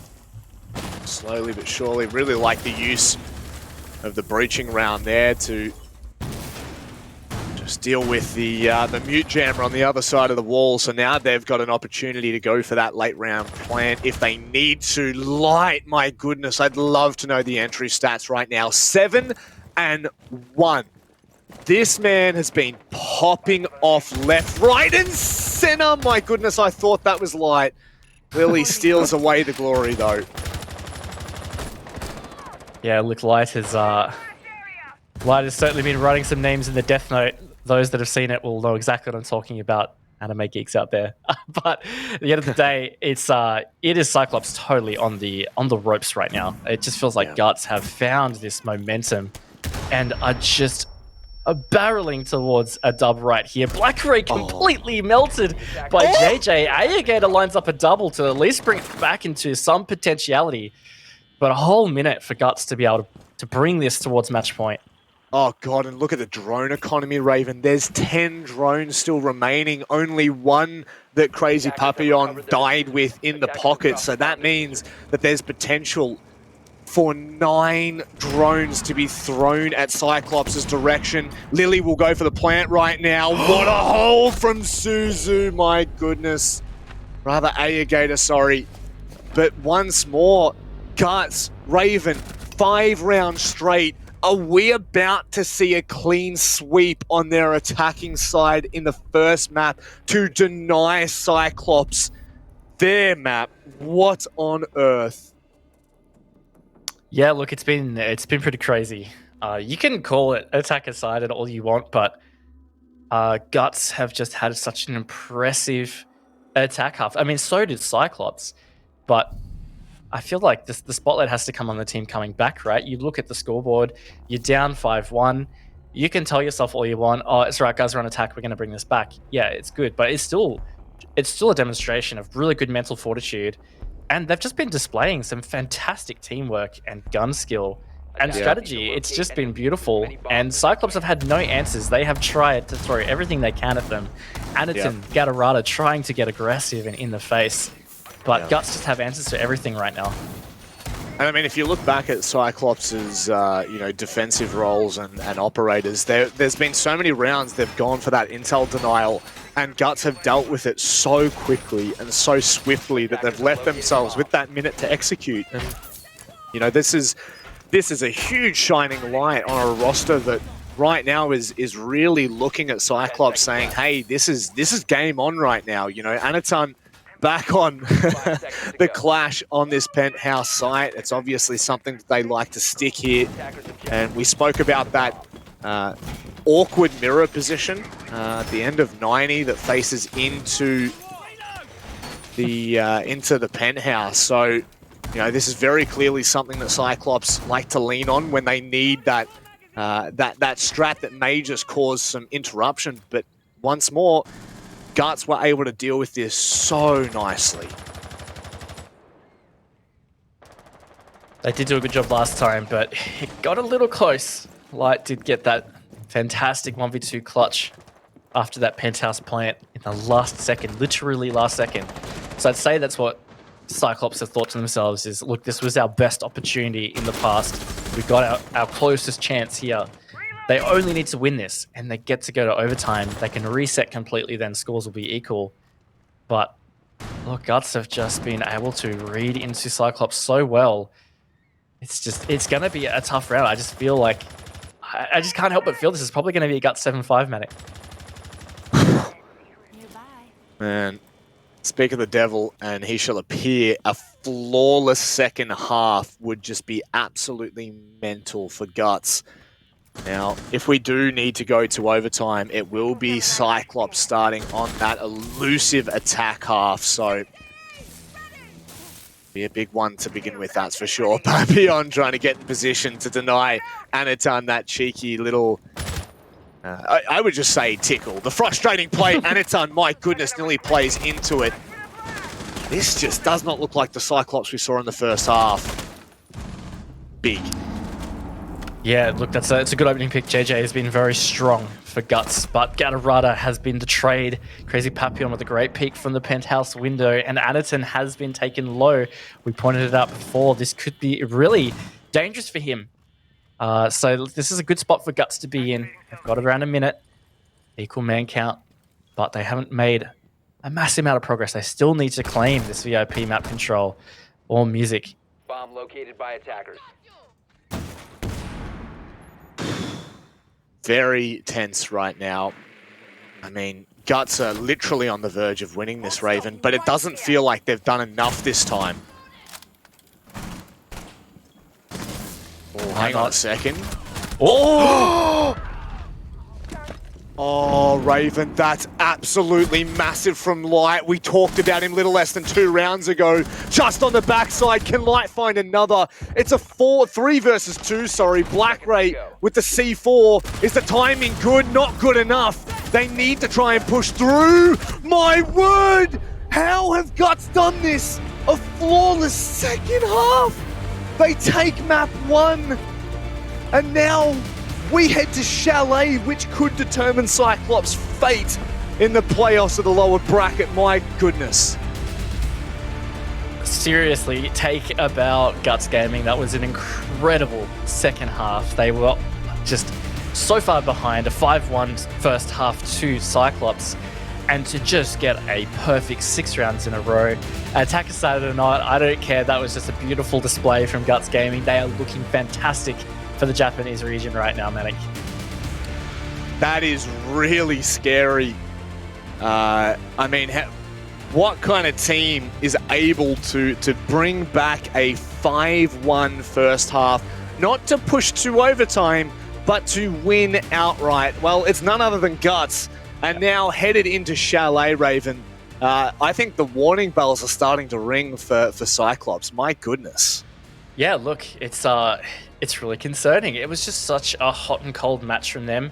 You could argue the same from Guts. I mean, they did have a pretty terrible defense half to start off the map.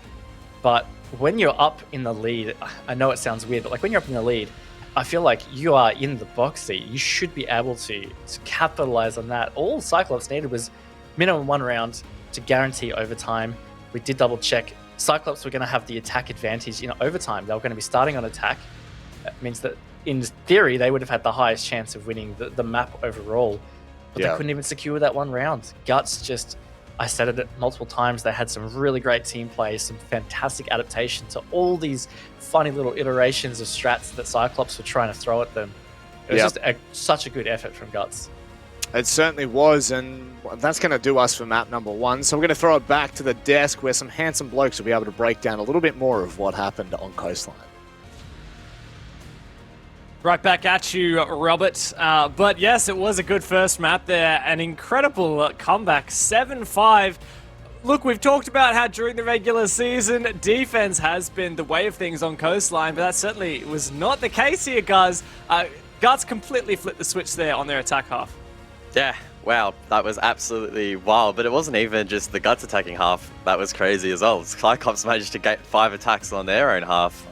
In terms of their approaches, was a little bit different. CYCLOPS leaning heavily on Anaton, on the Montank to facilitate really aggressive early pushes. Guts, on the other hand, though, not as aggressive, a little bit more methodical. They really just bullied their opponents, and they capitalized on a lot of the mistakes that CYCLOPS made, right? There was occasions where site was left empty. Guts just literally took site, got the plant down. There was an occasion in the last round, for example, where team damage was being inflicted and Guts just completely seized on that opportunity to overwhelm site. So fantastic work there from Guts. They bucked that trend of Coastline seemingly being defender-sided in the APAC meta at the moment, and they positioned themselves really nicely in this BO3.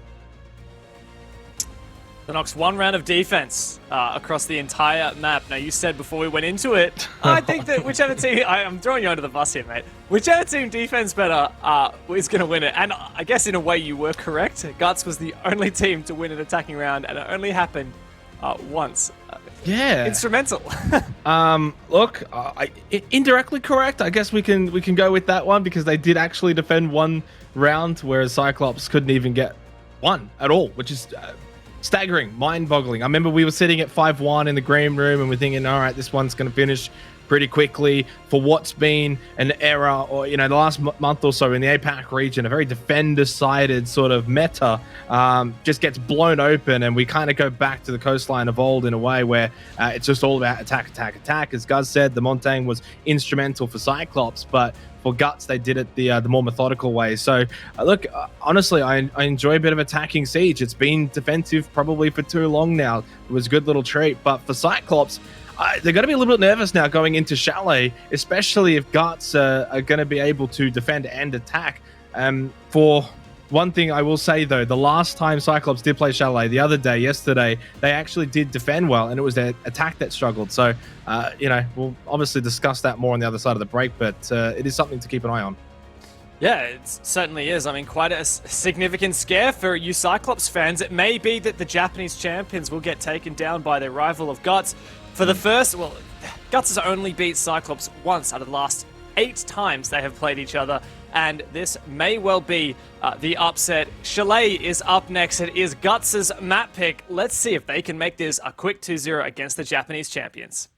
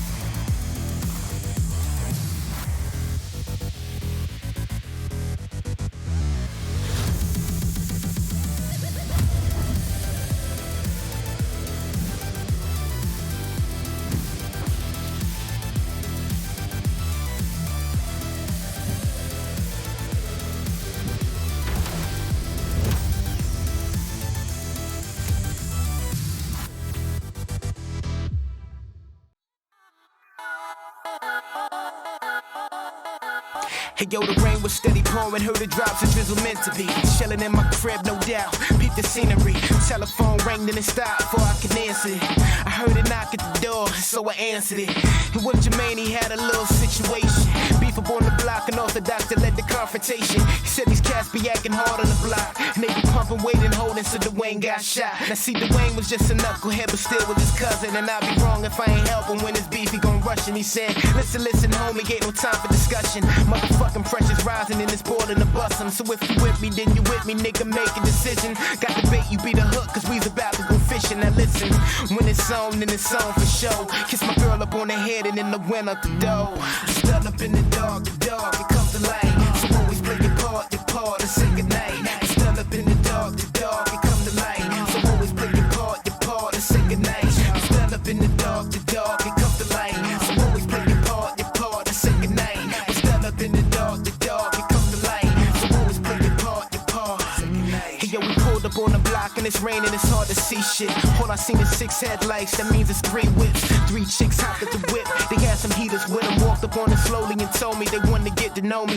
Jermaine was scoping them bitches, he peeped their strategy. They took us to a building with children, they watching actually, but naturally took us to the basement instead. I see Dwayne up in the corner, but they told me he's dead. That's when I looked up at Jermaine, he got a smirk that he made. Put his pistol to my back and told the bitches let's trade. Motherfucker set me up, but ain't no time for discussion. See him stalling for a minute, so I started to rush him. Knocked the pistol out his hand and quickly fell to the floor. We scuffled back and forth for minutes, I got snuffed in my jaw. And when I got back to my feet, I saw him clutching his heater. He pulled it quickly like a symphony, get down with Jesus. It's like stunned up in the dark, it comes to light. So always play your part, and say goodnight. Stunned up in the dark, it comes to light. So always play your part, and say goodnight. Stunned up in the dark, it comes to light. So always play your part, and say goodnight. Stunned up in the dark, it comes to light. So always play your part, say goodnight, yo.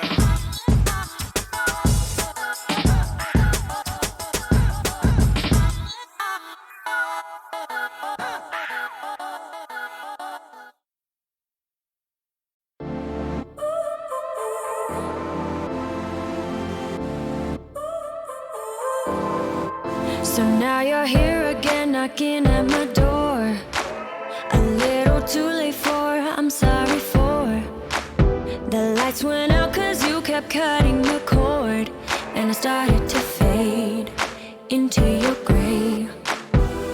See, I finally opened up my eyes, and I saw me coming back to life. That I'd be better without you inside.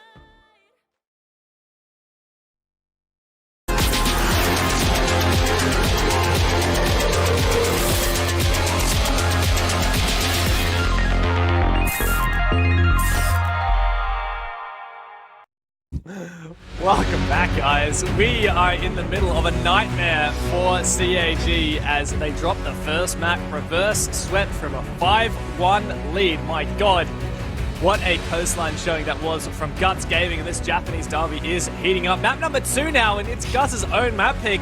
Xenox, are we starting to get a bit worried here for Cyclops?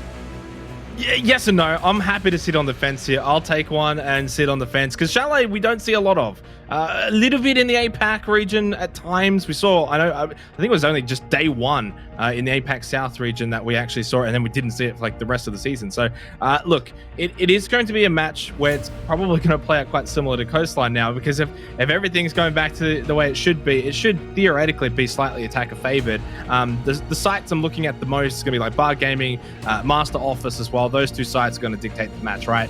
Wine and Snow down the bottom in basement. Typically attackers have not really been having issues with that one. They're getting it pretty comfortably. So the thing to look out for is, again, defense, Dev. Defense is going to win this game. Whether it's 1 round or 2 rounds, it will determine who is going to win it. And look, Cyclops are on the ropes here, because if they lose this, they're out. So, guys, you reckon we'll see more than 1 defense round win this map? I hope so.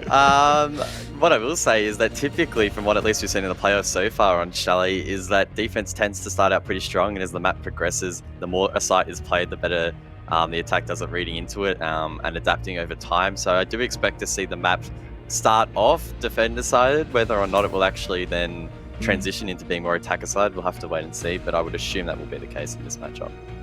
All right, well, we're just about ready to start the game, but before we do, guys, I think this could be an upset. I want to hear your takes. Is this a 2-0 for Guts, Xenox?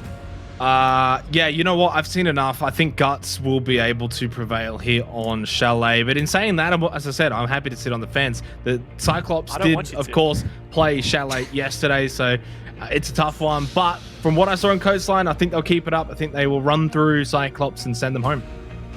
Does? This is APAC, so I'm just going to throw logic out the window. Let's go Cyclops 7-2. All right, you heard it here first, folks. Manic and Raven will take you through this game. Take it away, my handsome gentlemen. Jeez, this is a wholesome death. This may be the first time there's been no shade thrown on either end, so it's great to finally be welcomed in with some kind of fine form, Dev. But we just got some nice kissing noises in the background too. No one else can hear that, of course, just me, and it's playing on my mind. But one thing that's definitely playing on the minds of Cyclops is a flawless attacking half from Guts right at the end of Coastline, Raven. That is mental. It is mental, and this is all about mentals. I think if Cyclops can get over what just happened on Coastline, they'll have a shot, but Guts are the ones with momentum. They're going to want to keep this rolling and get this 2-0. As one wise man once said, it's 95% mental. We don't know what the other 5% is, but we're about to find out. It's Chalet, it's Cyclops. Guts are the map up. And now it all comes down to this. Could CAG really fold in what is the second game in the lower bracket? Surely not. Look, I think it's scary. This is Guts' map pick. Coastline being Cyclops's, and they have dropped that one. And now we know this was the map that Cyclops lost to Kira Esports yesterday. The big shock of the entire playoff bracket, to be completely honest, was that Cyclops dropped that game. So here they go. They have to rely on a Chalet win to keep them alive in the tournament, to fight for 4th place in the lower bracket here. It's not going to be easy.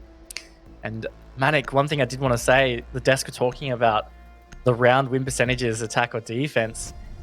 Look, APAC total, it's 50-50 for Chalet, in fact. Wow. So you could almost say, you know, it could go either way. It's on a nice edge. Look, we're on the fence about it, honestly. Yeah. Anyways, looking at the bans, I'm not too surprised to see these coming out again. The Ying ban repeating, as well as the Valkyrie. The big surprise, I guess, or the one that I really like, is this Jaeger ban. We've started to see it come in a little bit more. Jaeger did start to lose some effect with the way his ADSs now work with the cooldown, as opposed to just catching a static amount of throwables. And since then, Jaeger bans have just been even more effective, because you just have to rely on Wamai to do so. And if you don't, well, you're just going to be getting grenades and all kinds of things raining in on you. And I guess that could be the terrifying thing right now is for Guts. They could well just rain grenades. They could rain down fire from above, as we are on the first floor. Bar and Gaming is where we head to first, and there's a potential for 6 grenades, and there's only so many magnets that Anaton's going to really be able to use, especially in the early rounds. So, I mean, look, I'd love to see it. Really just spitballing here, but I have been enjoying... I've really been enjoying seeing Alibi and Frost played a lot more, and I mean the Frost just seems to be almost a perfect pick for Chalet. As you know, in the matchup yesterday we saw it, and it seems to be a reoccurring operator. And surely we're not going to see it as obscure mats as we saw with Mercenaries. But hey, you never know. You never know. I can't remember who said it. I think it was Dev. I'm going to throw him under the bus, and I'm sorry, Dev, but he basically said the lower IQ you can think of where you place those frost mats, the more effective they're going to be. And look, I kind of back him, especially when you're playing at a high level. You start to just get into a rhythm of being confident and aggressive, and you also have this just safe pattern of, I always jump through this window, it's probably fine. Sometimes that is just going to totally be a Frost player's dream, and look, you never know what could happen with these frost mats. Nor could you ever tell me what Black Ray is looking to do. This is really dangerous for Crazy Papillon. Black Ray quiet in the second half of Coastline. Could light up Chalet here. Just really a bit of a stalemate. The issue being that the longer Crazy sits there, the more open and exposed he is.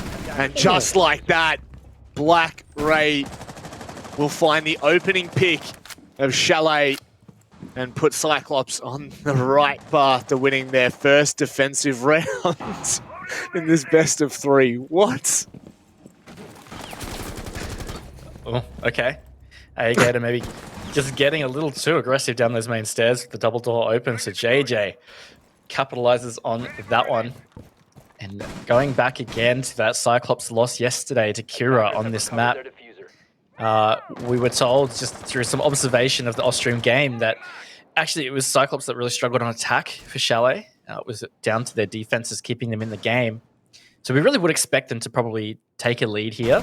And that's a good benchmark. If Cyclops are behind at the end of this half, I would feel like it's going to be GG. Like, I feel like Guts would be able to back themselves in on their map pick to close it out in half number 2. But I want to see a good bounce back from Cyclops because Coastline was very scary. So far it's been relatively quiet as I finish my sentence. Gatorada will completely delete JJ. And caught on the backside. Lily now in a good position to continue this push for Guts. My word, are they continuing form here? That information will be translated across to the attacking side. But 30 seconds, Raven. And there's only one player left. It's Anaton. He's got no HP to his name. And all it is a dream, Raven.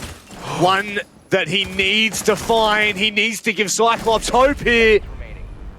And Light, who other than Light to close it out? Yeah, Light has been probably what I would say has been Guts' MVP. I mean, JJ could definitely make a case for that as well.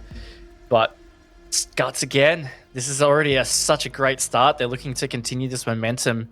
They never let Cyclops get away with anything. And I feel like that is what has always been Cyclops' strength, is they somehow just get away with the craziest of plays. And Guts are just not having any of it today. They really aren't. I mean, this is just... Could this be a peak in form for Guts when it's most needed? I mean, we were sitting here at the beginning of this matchup as the desk threw to us, talking about the fact that, you know, Cyclops really strange game against Kira yesterday, and then, you know, they were able to redeem themselves in the match against Chiefs, where they won 7-5 on Oregon and then backed it up 7-5 on Villa. And I was actually watching that game, And it was incredibly close. It came down to a lot of late round executes, a lot of really tense closes to rounds. And look, for better or worse, Cyclops were able to really step up when it mattered. And now they are being called upon because this could be a monumental victory for Guts. The playoffs, lower bracket. It is the APAC playoffs. And it would be a big step forward for them. Absolutely huge for them, but still a little to go. But JJ is going to keep the train rolling forward. Anaton has not been able to survive 30 seconds of round number 2, Matic. And Guts are just, they are rolling with these attacks. It's actually incredible. And if you want to refer back to Coastline, that is 7 attack rounds in a row at this stage. And they may look to continue that streak. Yura will be able to be revived, if you will, from light. And this is just a really impressive start to Chalet. Said that I was extremely worried about Chalet. It definitely has seemed to really lean into the underdog storyline. And Gatorada looking to squash any thought of it. Light will go down, a very impactful player in that last series, and so far in this series too. So far, so good for Cyclops. They've been able to burn about 1:30, and they've found a trade, and my goodness, Caster Curse hits again. Does to see JJ looming on the lower west main stairs. So again, Guts just getting into the right places and maps and catching Cyclops on a lot of these rotations and not letting things go unanswered. So this is a good start again for Guts to get themselves in this advantage.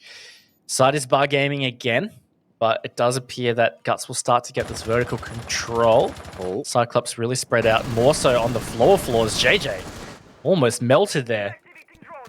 Got to be careful. Suzu's there as well. They've been able to pinch him. Where is JJ? What is he looking to do? They've now got the information, and that'll be the free trade. And there's no chance that Guts are going to be able to stop that. Now they've got to play for the 3v3. My goodness, did Gatorada just do that? Wow. Okay, welcome to the server, Black Ray. You're left in a 1v3. Just not really achievable here. Still doable, but 20 seconds is going to make this very tough. I think he's just going to sit out on this window, try and catch a player or two off guard. 15 seconds left. Might find him an opening, but Cyclops, they're actually going to play this patient. 10 seconds left. Agate is pretty keen to try to finish it off. And look, this is Cyclops ending the streak of attack rounds won by Guts. And a big round for Black Ray. Look, he just closed it out on that one. A 4K for him, I think, on the round, Matic. Yeah, I think you're right in saying that. Huge, because Black Ray was absolutely mental in the first half of Coastline. Unfortunately, when that rehost happened, when that second half came about, he went missing. I mean, it really has been a strange start to our second playday here. But saying that, the majority of Cyclops were relatively quiet in the second half of Coastline does bamboozle me. And now they've got the opportunity to remove that thought, to wipe away the nightmare that was that second half. And Black Ray may just be the person to do so. Nutty. Attackers need to locate and defuse. Very nutty. But I think what's important here for Cyclops is they've got to string these together. Guts are still starting these rounds quite strong. And to Zelux's point on the desk, it does feel like defense is probably going to dictate the winner of the map. Mainly so that defense should be the stronger half, we think at least. And if Cyclops don't capitalize on having a strong half, it does feel like Guts might be able to just run over the top of them. End of the day, Cyclops did struggle on attack yesterday against Kira Esports. Now Guts are a whole other beast. 5 seconds to go. They really are. I mean, if the Kira was the one-off game for Cyclops, then what was the last game we saw from Guts? That's the question. We're definitely not going to have that question answered. Not anytime soon. Because it's going to take the full best of 3 for us to really get a read on what has happened there. Now, is that a mirror facing... Am I crazy there? Is that a mirror facing in from that second floor? If we go up one floor very quickly... Yeah, so... just Cyclops things, man. Cyclops things. I really like that, because you could tuck in the corner of that doorway, nice and safe from the double window. I reckon you'd get a nice angle over the mirror to the top of K9 door. And while that's been happening, Addison found himself the opening pick. So Cyclops starting to find themselves much more into this game, Manic, but Light again stepping up for Guts. Just literally feels like I'm singing out this name every single round. Light could well be the saving grace for Guts. And a very prompt trade. I mean, you know, that's Anatan on the Wamai falling early in both rounds, so the Magnet's not having a greater effect in the latter parts of the round. So as it stands now, Guts are going to get to work on slowly but surely pushing this roam back and putting a little bit more pressure to that side. This is some good progress here from Guts. They've been able to get this really important wall from Mezzanine into the office open. Can facilitate that rotate in for plant that we see so many teams go for. Now it's just about flushing out these players playing in the office. Now it was Gator playing very patiently. Does have a shotgun at his disposal as well as the C4 for denial. So very crucial that he is removed. The C4 is now used. It didn't take out Crazy Papillon. Low, but not out of the game. That's going to be the issue. Another crosshair is a crosshair you need to deal with. They now know firmly that he is stuck between a rock and a hard place. And the question is, how long is Gator going to be able to waste here for Cyclops? There's 40 seconds done. And the longer he can sit there denying time, he's going to rotate as well. He's going to keep them on their toes. I love this from Gator. Waste as much time as you can because 30 seconds is not enough for Guts. Yeah, look, and I totally brought it out. I forgot this is even in sight. Like, Guts need to just get away from this. They need to get Diffuser and go down. A bit of a bundle there that Crazy Papillon, the one with the Diffuser, ran in, and Gator has just absolutely dominated this round for Cyclops. Oh my goodness, just nail in the coffin. The hammer may well be Gatorada here. It's not, but one thing is for sure, it's the time that will be. Goodness me, Cyclops running rings around them in round 3 here. Gator, I love that. Just, yeah, he put on a clinic in the office, played it very well, very patient but aggressive at the same time, calculated, you may say. And look, Guts just spent so much time trying to clear that out. It wasn't even sight. I bamboozled me after a while. I completely forgot that it was kitchen dining. Just incredible stuff from Cyclops and Guts. Maybe they just read the bait too much. Maybe they should have just left it alone. I mean, vertical control is very important for the bomb site, but yeah, just really didn't work out for them. Well, that's the big thing, right, is at what point do you cut your losses? Because, you know, there was a point there, Crazy Papillon swings wide to the K9 door and there's no response at all from Guts. You know, there's no one near trading and Gator's just allowed to sit freely. At what point do you cut your losses? Do you say, okay, fair enough, we need to move away from this? Fortunately, does not matter for Guts, as Cyclops are looking to go 3 clean defensive rounds here. And I mean, we do like to kind of come back to that conversation on the desk about the defensive and attacking half. As you said, Raven, it is 50-50. So Cyclops, really the win condition for us here will remain on this defensive half for them. We need to see them convert a 3-3, if not even a 4-2, to make it more comfortable. Very, very true. So, look, if I'm Guts, one more round, I'd be happy with my attack half. But they're going to be hunting for more, of course. And at this stage, it seems like they may struggle to get more because Cyclops have started to fall into some really good comfort. Oh. Gatarada, speaking of comfort, way too comfortable peeking that double window when there's so much pressure coming from Guts. It's going to affect him for the rest of the round. But I think what is so important to highlight is that Black Ray has just been on a heater for Cyclops in Chalet so far. Certainly has. No question about it.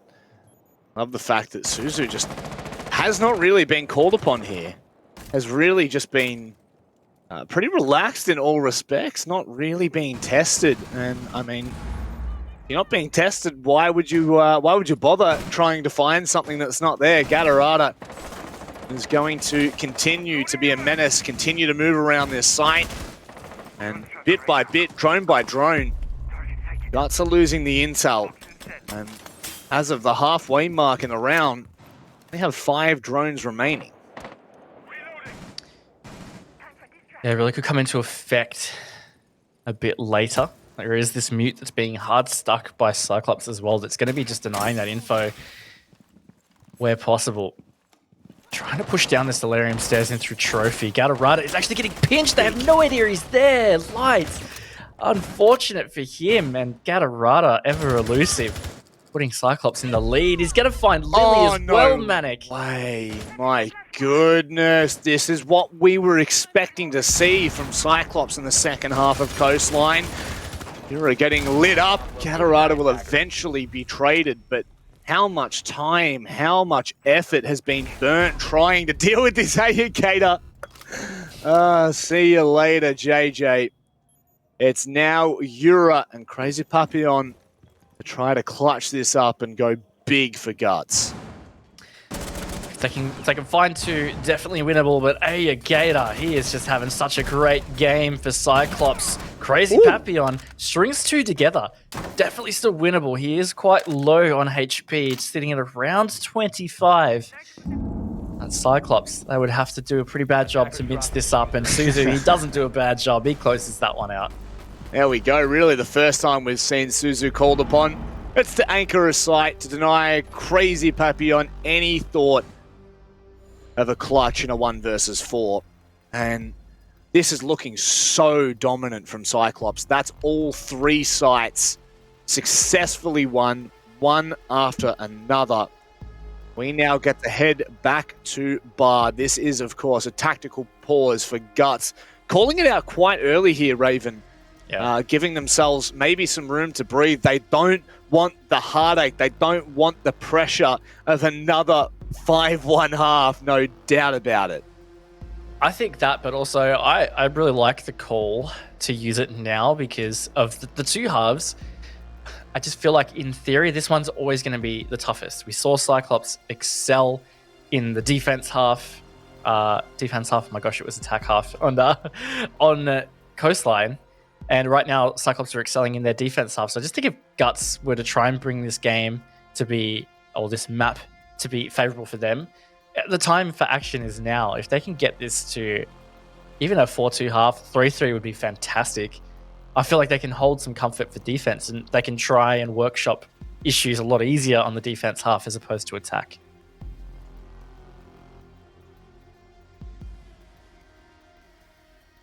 And there's no denying it. The 2 players that we kind of expected to have a little bit more of an impact here, both Black Ray and Gatarada are coming into the fold. Anatan just doing what Anatan does best, but so far, Cyclops are firing on all cylinders ever since that first round, which, by the way, did look pretty good from Guts. And Lily will finally 6-pick onto the Twitch off of the Lion Protect your bombs from being defused. as we head back to Bar and Gaming. It's a big round, all things considered, for Guts. It really is. I think, all is not lost if they lose this one. I think they just need to get one of these next 2 rounds, but it is a big round because Guts, their only round win has been Bar Games. We're finally back here after round 2. I feel like if they've got their best opportunity, it's going to be this one because the last 2 in particular, Kitchen Dining and Snow Wine, They got really dismantled. 10 seconds to go. Yeah. Certainly did. 5 seconds. Just picked apart. Attackers And- have located a bomb. This is just such a great position for Cyclops to be in. Just to reiterate, being able to keep the mentality strong after what was an insane comeback on Coastline from Guts. You know, I'll probably be referencing it time and time again for such a long while, because that is one of the more intense comebacks that I have seen. Once again, Black Ray looking to be peaking from the trophy window. And this has just been a consistent factor that has really been to the demise of Guts of these opening engagements. Gatorada and Black Ray have really been running amok. They've been doing a great job. Almost a whole minute burn now. Guts still trying to establish some map control here over on the Master side. As you said, Gatorada and Black Ray in particular have been able to combine pretty well for some picks. They've got Aegator feeding them info. Black Ray perfectly uses that to take out JJ. And Cyclops are starting strong on round 5. Yes, and this is still very reminiscent from the first half on Coastline. Black Ray went absolutely mental for Cyclops, who facilitated an incredible 5-1 start. So for me, it really is going to come down to Cyclops really putting a ribbon on Chalet. Now that they've started with such a demanding lead, they need to continue to back this up. Guts giving them a second's rest. Light's been very quiet since the start of the match.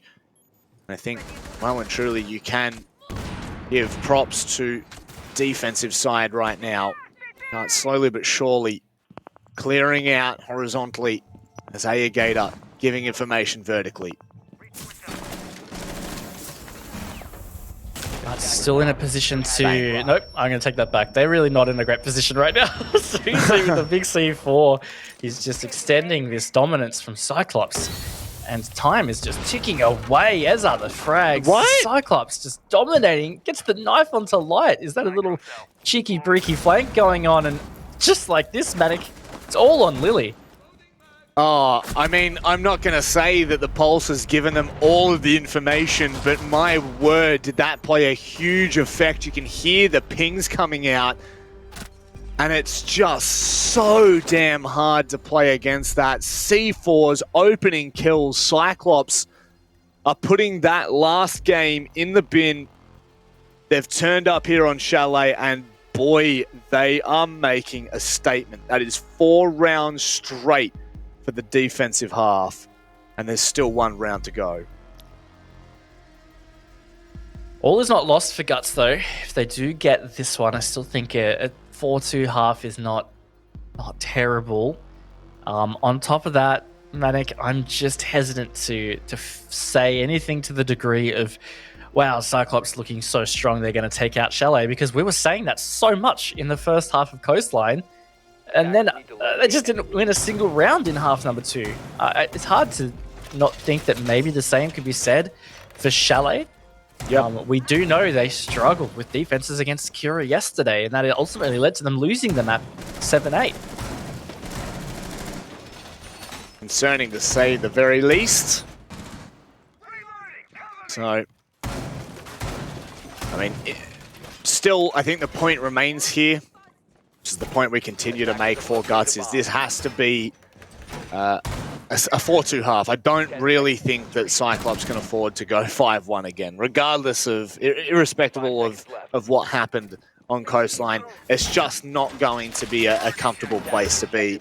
I mean, for storyline's sake, it is pretty incredible, but I just don't think that it's going to work out in any other fashion. Now, this side here, arguably up until that last round defense in Bar, was Cyclops' most convincing, and Aegator just wasted so much time up in office on that second floor. So I really do look to Guts here to find an answer for what was just one player stalling out for a minute, 2 minutes. Yeah, what I'd really like to see from Guts is to go a little bit more direct. There it is. Yura's going to take out Black Ray. huge pick because Black Ray has just been incredible in this first half. But you're right, AEgator wasted so much time on the top floor the last time we saw Guts attack this. But at the same time, like they played into his position so hard. So I think just avoiding it in general would be pretty advisable. That being said, look, I mean, AEgator was there for a reason. It's important map control to take if you're attacking it. But there he goes, JJ. This has been a good start for Guts. Yeah, it certainly has, and Cyclops have approached it in a completely different manner. Regardless of where these mirrors have been placed, I think that it's important to note that AEgator, not in office, not looking to hold and burn the time of Guts there, instead was looking to play over by Library Stairs. Gives a little bit more of an opening for Guts, but just like that, Gatorada trying to even out the odds here. And surely they don't continue to peek him in this respect. He's going to go back for a cheeky little spray. The pre-fire through the soft wall. It'll net them some more damage, but once more, this is still the danger of what Cyclops can bring, and Guts are stalling once more. Yeah, again, there's real just time wasting happening here, trying to clear out Gatorada. They're mavericking this wall into office with under a minute to go. I mean, they've got this line of sight now, but they still need to get through into kitchen dining. There is mirrors waiting for them and 2 Cyclops players at least. They need to get something happening here, Manic, if they want to try and salvage this round. Suzu with the wide peak. He will be able to be brought back up, but that will allow Guts to try and find their opening. Yura swings onto Anatan, and all of a sudden, a 2 versus 4, not bowing at all favorably.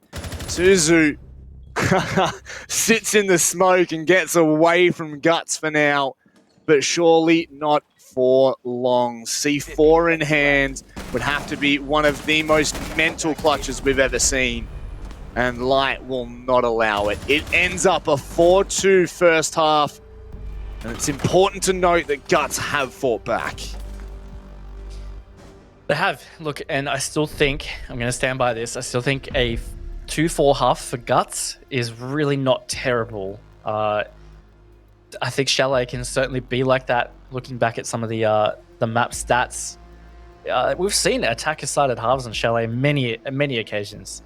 So I don't think this is that bad. It's really just going to come down to how can they deal with the Cyclops attack. On top of that, we're seeing Aniton bringing the Montaigne again. That was a real point of a headache on Coastline. Yes. If Guts can counter that, they're bringing the clash. Oh. Yes, that's what I love to see, Raven. That's what I wanted to see on Coastline from Guts, and they're bringing it here on Chalet. Maybe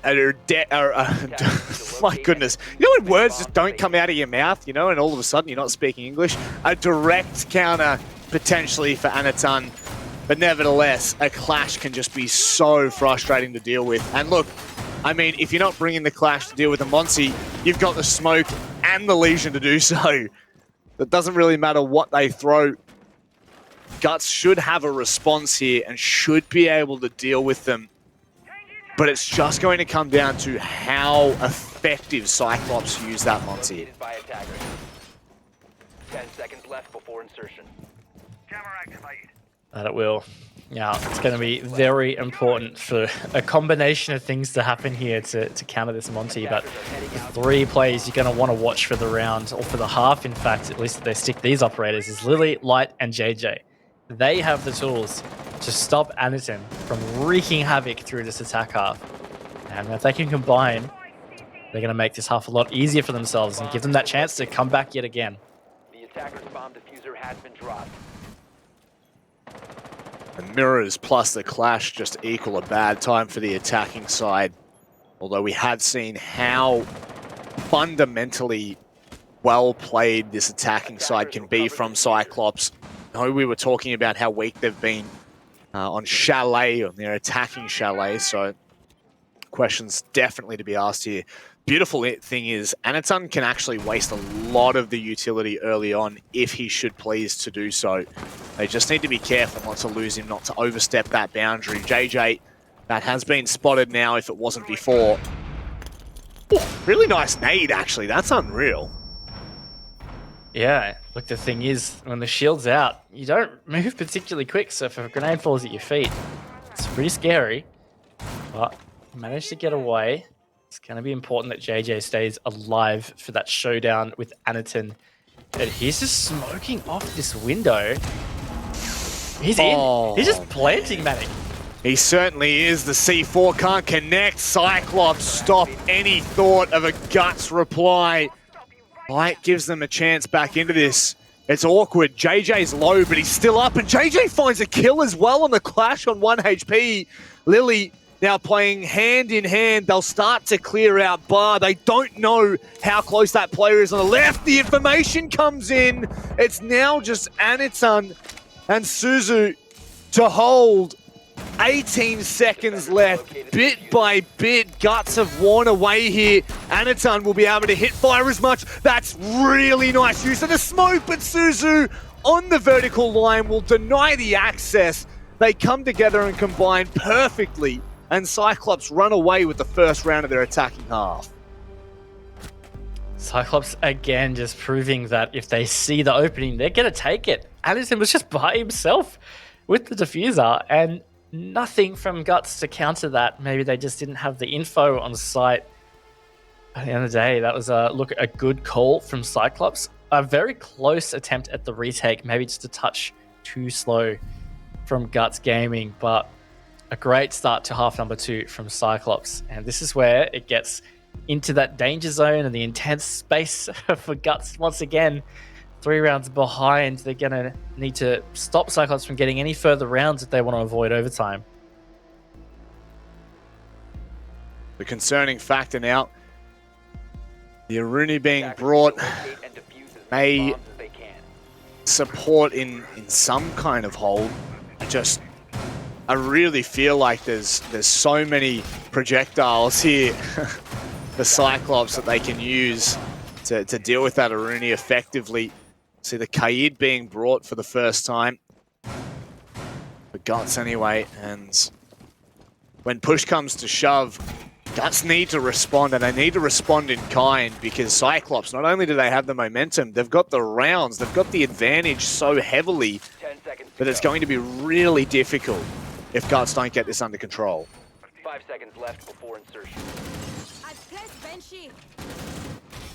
Attacker's objective is to defuse a bomb. Time to see whether Guts have it in them again to really bring this one back. It would be a 5-2 comeback instead of the 5-1 this time around. It's just the big deal. We've said it a lot, Manic. They've just got to counter Aniton on this Montaigne. He's seriously destroying Guts' chance of taking this to be a 2-0. What I do find interesting as well is, they've really only got the smoke to deal with Aniton. They've got 2 C4s, and I mean, it's not nothing, but it's not really something. Is the one impact on Crazy Papillon as well? So it's just going to be really difficult if CYCLOPS just continue this pattern. It just doesn't feel like Guts have had a good enough response, or even any response to your point there, Raven. Yeah, and already Aniton has just pushed up such a deep, aggressive position to get info. And the vertical clear here is going to be really tough for CYCLOPS. But Aniton burning that gate. Gatorada out on the balcony, ready to help pinch through and capitalize on this info. This is just already looking very nice for CYCLOPS. If they can capitalize on this and find some picks, they're going to be sitting pretty for the round. It's been so swift on this horizontal clear up top on the second floor. Quite literally, look how impactful this has been. If Black Ray can find the opening as well, which he does do so, it looks like it may make matters worse. How long can...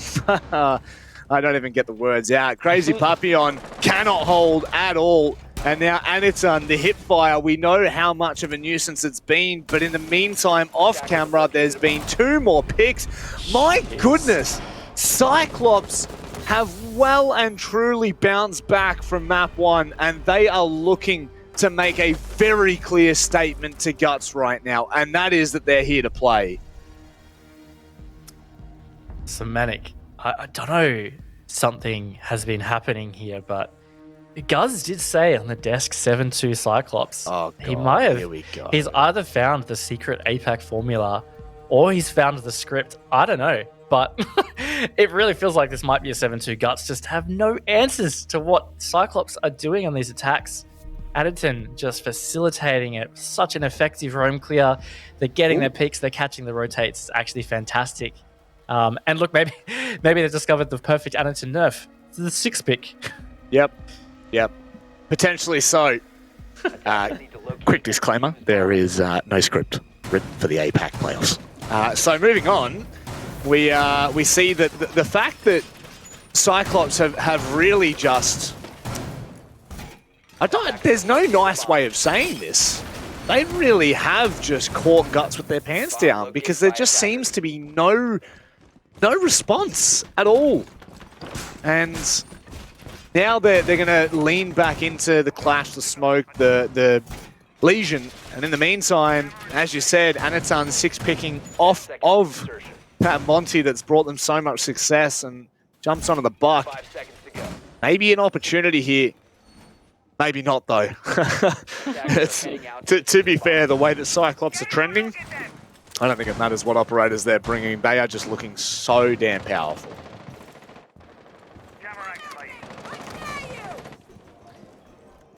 All right, Guts. They've had a 4-round comeback already happen on Coastline. They need 4 rounds to push this one to overtime, at least. Do they have it in them? Or can Cyclops just push this to the 3rd map? Black Ray has been very effective for Cyclops. Really proficient frag. You see him there on the 10 and 4. Dangerous to play. And this clash is already under heavy contention here. Oh my lord, Gatorada just... hello? What? I don't even know what we've just witnessed there. An absolute onslaught, maybe trying to play off some early intel on what seemed to be a drone placed in piano, but I mean, that will be a kill that may go begging toward the end as Black Ray once more looking to even out the odds, and Lily, run and hide you may, but Black Ray is on the hunt, and that goo mine gives away the position. Anaton just needs to win this engagement. Can't do so. Anaton continues to press him. My goodness, Cyclops are so aggressive this round. They are very aggressive. They're just keen to put this one in the book, Manic. Anaton shooting an actual gun on attack for the first time in what feels like, I actually think it is the whole series that we've had. Yep. And he's found a double right now. He's on site. Starting to see JJ come back, and they're going to have to try and save this. Anaton is in a great position to close this out for Cyclops. Certainly is, but now not so much. A nice quick trade, and it's all on to Suzu. Had a really great map so far. A 1 versus 2, there's 3 smoke babes. That's a lot of information. That ping will give him everything he's looking for. Sprays through, finds the opening. Razor Papillon just stuck in between a rock and a hard place. Suzu with no information. The second he walks in a bar stock, it should be the kill. My goodness. It is 2, but it is for Guts. They're not done yet. Not just yet, that is. 6-3 now. 4 rounds will be needed straight for Guts to bring this back. It was a very close, tense finish to the round as well. Guts just hanging in there. Cyclops really looking to forcefully close that at 7-2. But look, I'm just happy that Guz isn't correct with his prediction. That's at least one little win for us here. And I'm just wondering, Anaton, that's the first round that Cyclops have lost in the half. He's 6-picked off the Montaigne. Surely we see him 6th back to it. Yeah, surely. There we go. We were waiting for it. It had to happen. And JJ, I love this. Ringa Rosie. Both of these players playing the game of chicken as though it feels. And I really have enjoyed seeing the clash try to counter what Cyclops have been bringing.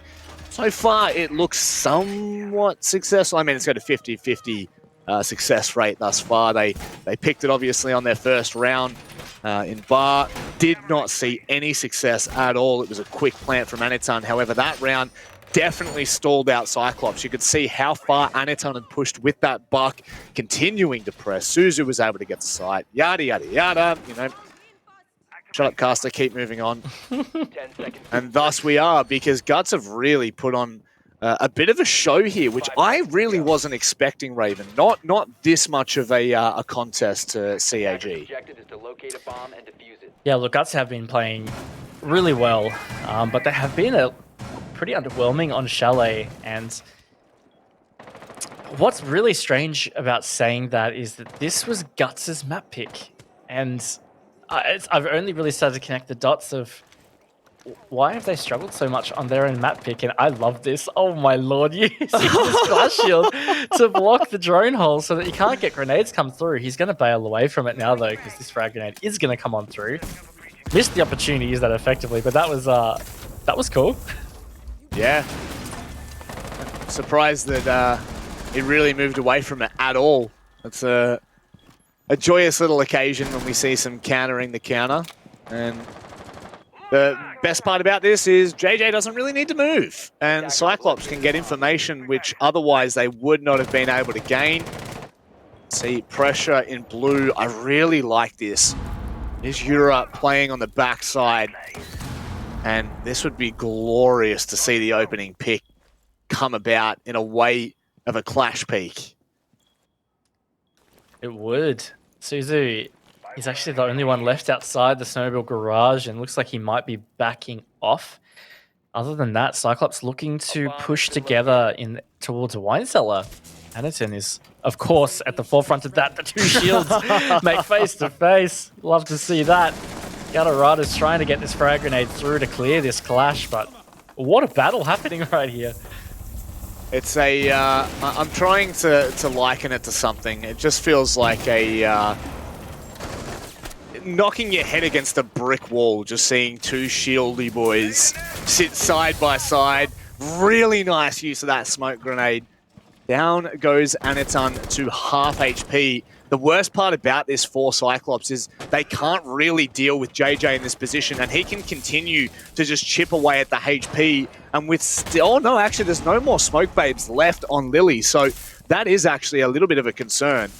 And Gatorada, lights! That had been cooked half a second longer, it may have worked, but this is such a strange round. It's a very odd round, and it's just continuously been this battle of the shields, and right now Guts are winning that one. Suzu has found Lily off camera though, and Aniton is just distracting them just enough to potentially have Cyclops get this opening in through snowmobile. Oh my lord. Wow. Bang goes. Oh, hello, JJ. Now you're going to have to clutch massively a 2v1. JJ has played pretty incredibly, but Black Ray will find the kill through the smoke. And ladies and gentlemen, we are most definitely going to the distance, Raven. A third map. I love this. What a performance from Cyclops. Massive performance. Look, we were really worried about how they might go with their attack after Nista spacing yesterday. No, they laid those fears pretty quickly. In general, they just have answered back in a strong fashion after what ended up being a very unfortunate loss on Coastline.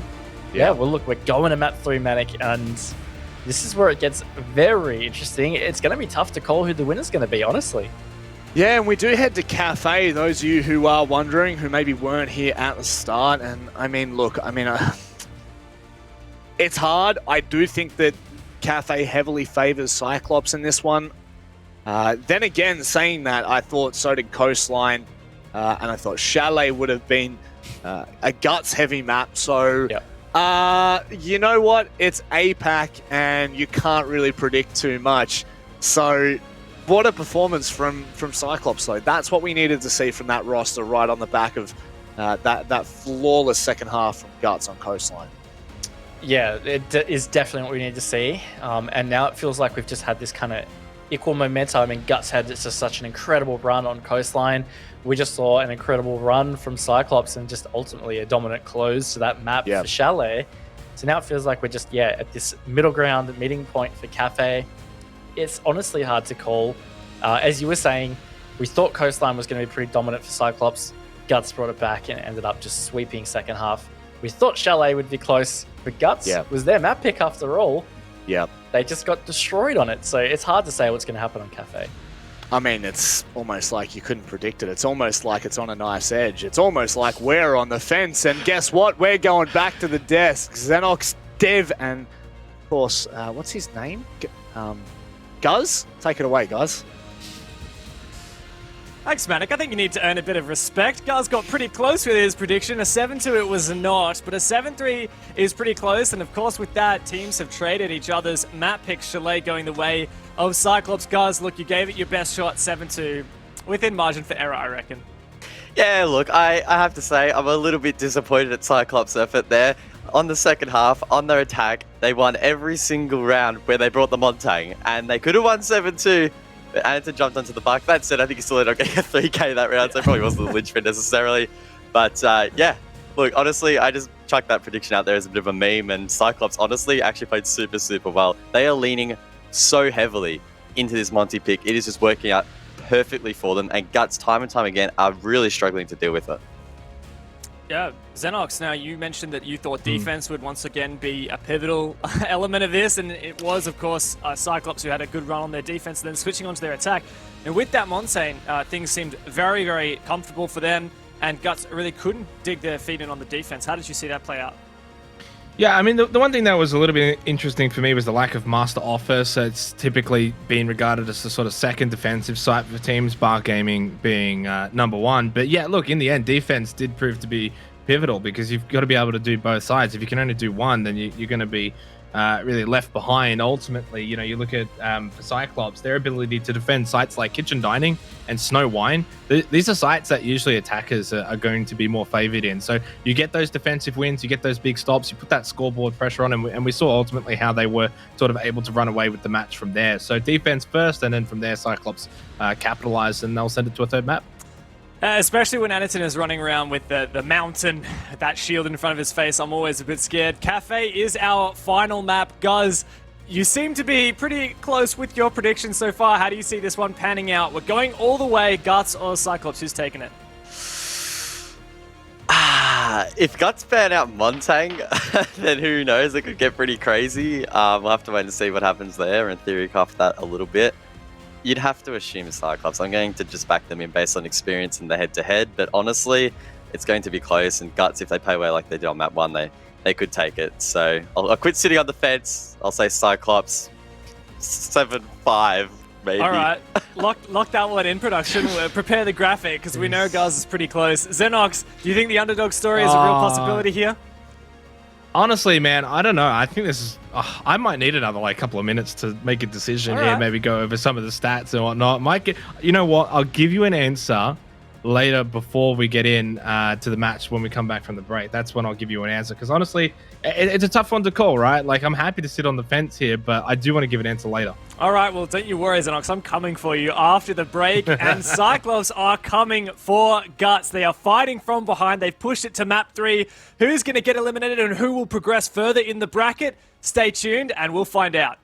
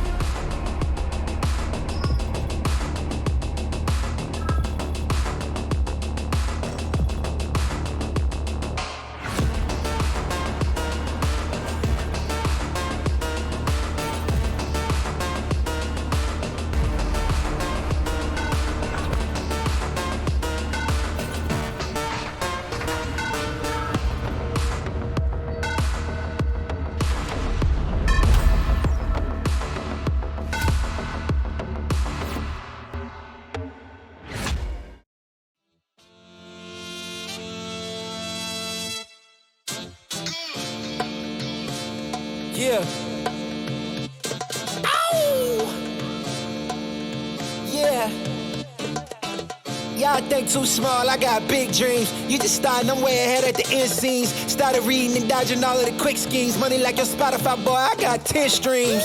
And I'm still looking for more. My people, they got a soar. I'm putting that on the Lord. Ain't accepting, ignore, just kicking down all the doors. Guarantee you, boy, if I ask for it, it's gotta be real big. I gotta make it just for my kids and for their kids' kids. That's wealth years and years. Promise my brother soon as he out and finish this bid, we finna do it bigger than anybody ever did. The odds is real big. Jobs that's real big. Satan trying a little, my God is real big. Stayed up on the grind on the cars is real big. I gotta do it big. The only way that I can live.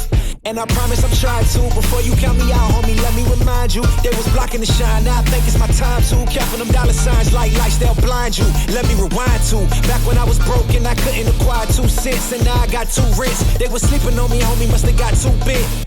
Call my phone, I be like, who this? Damn right, hell yeah, I'm brand new. Smell like can too.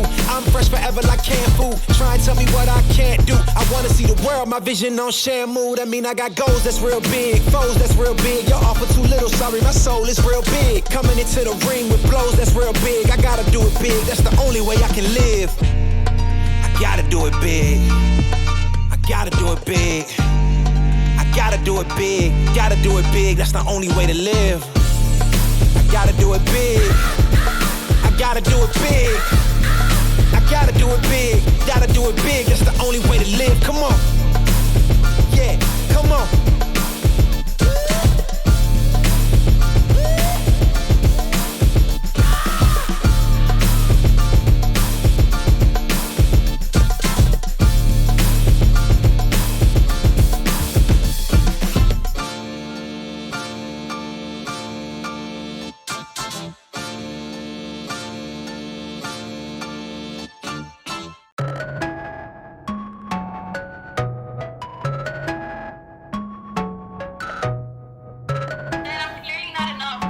You are clearly an AP two-tone. Yeah, they tryna at me, I'm running the race. I gotta pick up the pace. They throwing shade, but I'm gone. You gotta keep it a buck to my face. Taking that gang out of space. It's best if you stay in your place. They hating on all of my songs. I don't know what can I say. They throwing shots, but I'm saved by His grace. God is to shoot, I'm the lace. Running around, got me stoned, man. Feels like I'm stuck in the maze. Shoot at the Oculus cage. They sipping only 96. I can't do it on my own, yeah. They judging me off my mistakes. This flow is so heavenly. Most of my friends and frenemies. They tryna bring out the beast. I'm batting 1,000, my game is elite.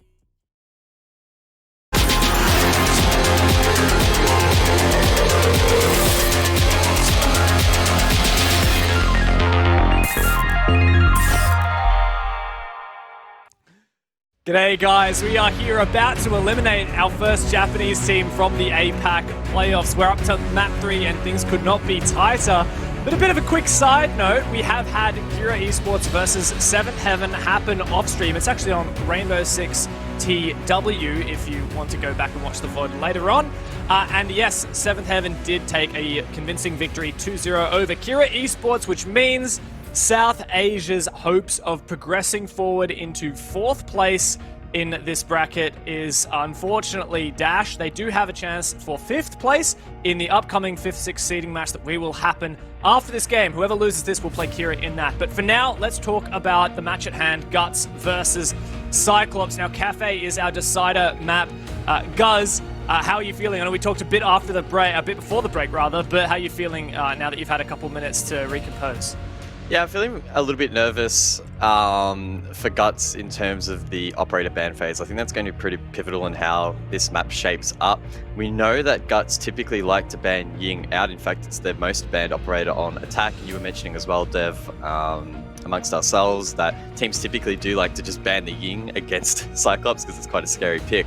So I'd be very intrigued to see if they sort of dip their toes in that Montang ban, considering how prevalent it's been and how potent it has been from Cyclops so far. If they try to shake that up, then who knows what could happen. But again, you're almost trading out one evil for another. If you take the Montang out, then you have to deal with the Ying. So 6-1, half a dozen. Xenox, which one would you go for? Which one would you rather play? Would you rather play blind against the Ying, or would you rather play against someone that you literally just cannot shoot as a Monty? Yeah, I mean, it depends. I mean, we were kind of chatting about it off air as you do, and it was sort of the discussion was like, oh, you know, the map, is that going to be something that the Montang is going to be played on? And yeah, it can be, along with the Ying. So it's a difficult decision, and I'm honestly not qualified enough, I'm going to be completely honest, to make that call. I just certainly hope that they are. So I think either one, you know, is going to be a fine pick there. Look, you know, going over to Cafe here, it really sets the stakes. It's not going to be an easy match for either team. And, you know, sort of trail back to your original question before the break, Dev, about who I wanted to predict. Honestly, I'm just going to go Guts, just based off my gut feeling. Trust your gut. Well, they certainly will have to here, going up against their longtime rivals and the current reigning Japanese champions of CYCLOPS. One team gets eliminated right here, right now. I can't wait for it. Raven, Manic, take it away. Thank you very much, our wonderful desk host, Dev.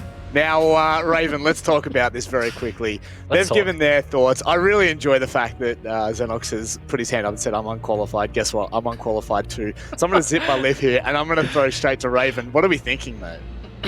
Look, I think my gut feeling is to be going with CYCLOPS, just because they've had... Hey, look, I said CYCLOPS, not Guts. My gut feeling is going for CYCLOPS. Don't you cringe at me, Manic. But I'm still feeling CYCLOPS. They have had some really good cafe maps in the past.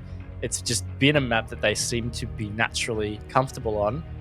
I think it's just going to be very tough for Guts to answer, and the fact that Guts struggled answering on Chalet, which was their map pick, really does have me concerned. It certainly is. Both teams have taken each other's map pick, and now we must decide a victor here on Cafe. One team pushes further through that lower bracket and will meet 7th heaven. The other will be taken out completely and have to fight for the 6th or 7th spot, I believe. I can't even remember at this point now. But we are going to get underway here. And this is the big one, Raven. Are they going to ban the Monty? Surely Guts cannot allow CYCLOPS to continue to do this. Yeah, I feel like it's just got to be taken off. You're so right. Like, Guts have just really failed to counter it. They have. It's just absolutely demolished them. The only defense round they won on Chalet was when Aniton, for whatever reason, decided to play Buck instead. I just think it's so significant for them. There's probably a reason they're banning the Ying as well. I know CYCLOPS like to play some aggression around it, but I just think it's got to be not as bad as the Monty. But here it is, the Ying ban again. Oh, wow. I personally, this will be a massive talking point at the end of the map. I mean, either way, it's going to be a talking point. You ban the Ying, you leave Monty. You ban Monty, you leave the Ying. That's what Guz was prefacing on the desk, and it is a very tough decision to make. And so, you know, in hindsight, with how detrimental the Monty has been to Guts' defense, it just seemed like the no-brainer. Valkyrie will once more see no play and see no evil as CYCLOPS find their final ban on defense. Good pick for the Valkyrie. I mean, she's starting to make a very strong case for why Valkyrie should be banned on many maps. Honestly, just the extra info you can get from that is so good, especially for teams that can play as fluid as CYCLOPS, for example. They can really play off the back of that extra info. We saw even just like the Pulse in previous maps. The info they were getting off that was just damaging. They could frag off of that. So, I mean, it's still a good ban, but like you said, I just think this Ying ban or the fail to ban Monty, it might be a really big talking point. Wait and see. Of course, we're not gonna know until the second half. That's the thing that's gonna be the most frustrating part of all, is we're not gonna see the effect of that ban until we get ladder in this matchup. So we are gonna be starting on that top floor defense here, as it is CYCLOPS who are starting on the defense. And look, all things considered, woeful defense on Coastline, but really tidied things up on Chalet. That was the big win condition for Xenox, was, you know, they needed to show us more on their defense. They did so, and obviously in doing that, they gave themselves the best possible placing. And I would say a similar sentiment here, Raven. It is going to be about their defensive side. Yeah, just quickly looking at some stats for Cafe from stage 1. It's the third highest defender winning map. 64% of defense rounds being won. So yeah, look, if you can book in, I'm going to say it's pretty similar to Chalet. If you can book in a 4-2 half in your defense, that's probably the pass mark. 5-1 would be fantastic, and then obviously a 6-0 is just phenomenal. But I think that's what Cyclops are going to be aiming for, at least 4 rounds here. And conversely, if Guts can manage to pull out, I'd say 3 attacks on this half, incredible. They're going to be in such a good spot going into the second half. And the thing is, it's not out of the realms, right? We say this all the time, is, you know, a 4-2 half may be what the defense is looking for, but likewise, it only takes one small mistake after Guts having a good round or 2 on their attack for them to really pull this out 3-3, and it could give them everything that they're looking for there. Black Ray at the moment, but how long will he sit at Cigar? That's so ambitious, and that's the smoke player going down too, Raven. So as far as I'm aware, no canisters used. No, that's no canisters used. Big loss, honestly. Normally this is where you'd want the smoke playing, is where Anatan is. Not sure whether Black Ray just got a little too excited, or whether maybe Cyclops are just trying to play it a little bit differently. You would like to be able to swing that corner with the shotgun, as well as potentially use the smoke babes to delay the push in through to Piano, but it is what it is. 90 seconds gone. They've got that smoke off the board. They can get a lot closer to taking this control, but I would start to say this is leaning towards a little slow from Guts in this attack. Well, time not so much was of the essence in the previous half on their attack in Chalet. However, it certainly was in terms of roam clears. You know, they just continued to stall out, and now at the 2-minute mark, I really think we're seeing the same trends repeat themselves, right? Yeah, and also, I don't know, I'd say some mistakes or just little... There's just something a bit strange about Guts' attacks the last 2 maps. I think it's so... Anatan is sitting in such a clearable position in Cigar Lounge right now.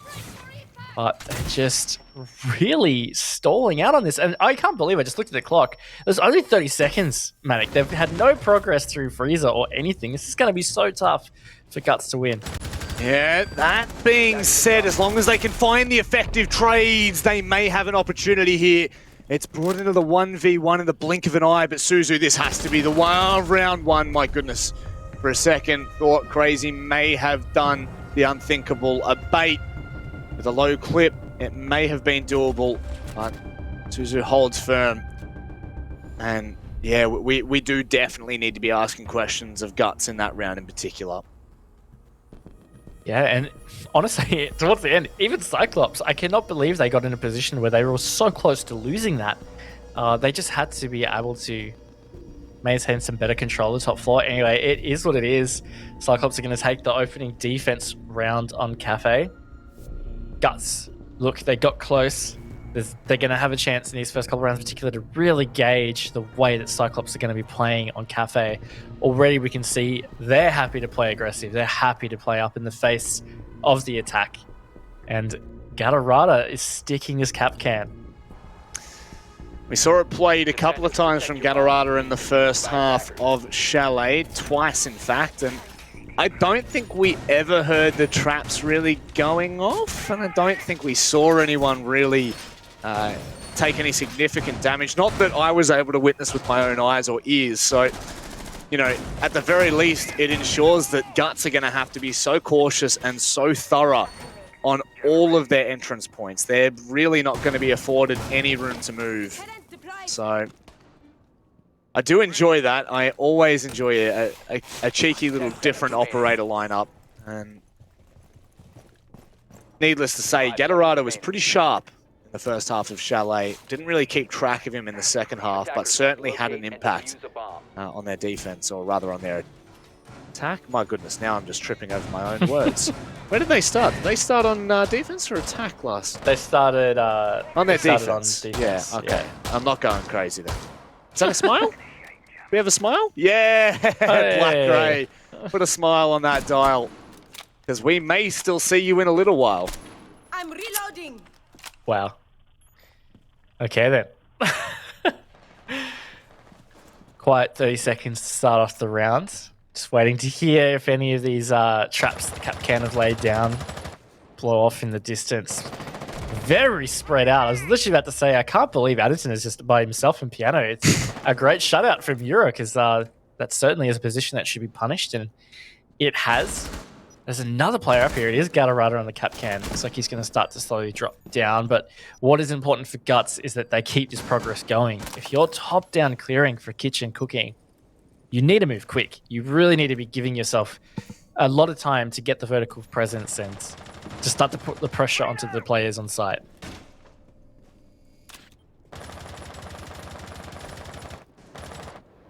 Certainly been the talking point so far.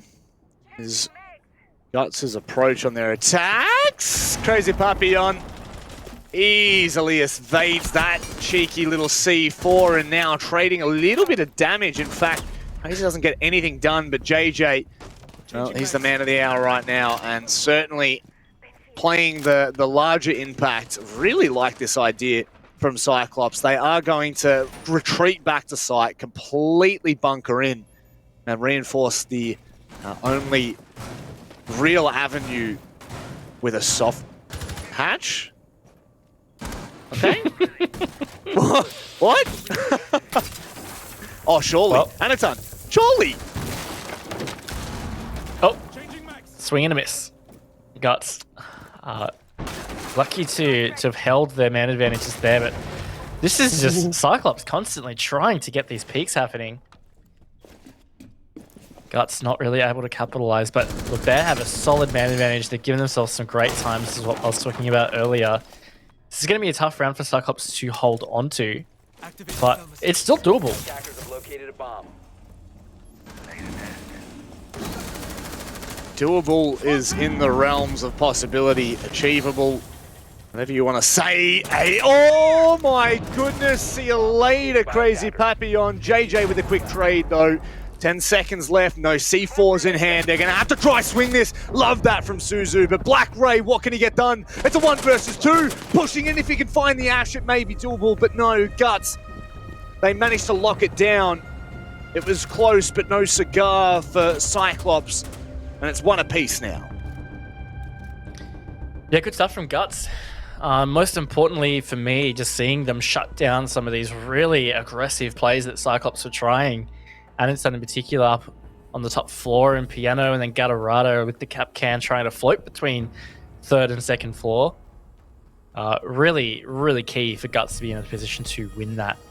You have to say with that execute too, think about if they didn't have the 2-man buffer for that man advantage, it would have been a lot sketchier. Yeah. So, look, good stuff from them. I think that's just what is going to be their pass mark for the half, is to continue just to punish Cyclops if they're trying to get really aggressive. And they are isolated players. Attackers need to locate and defuse bombs. So, as we move through, you said that the big question is going to be what happens when they don't have that kind of advantage. What's going to happen when they don't have the opportunity to trade out so effectively? And even to that point, effective probably isn't the word that I would fully use, even though they were able to trade 1 for 1. Had that, like you said, not have been the advantage, that would have gone completely differently.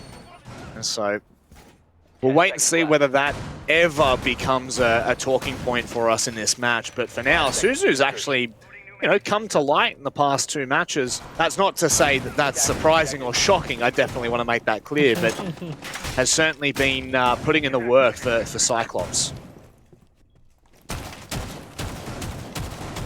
Yeah, absolutely. So we're going to see Reading come out now. First attempt for Cyclops on defense. They've set up a lot of verticality for this. This is what you come to expect.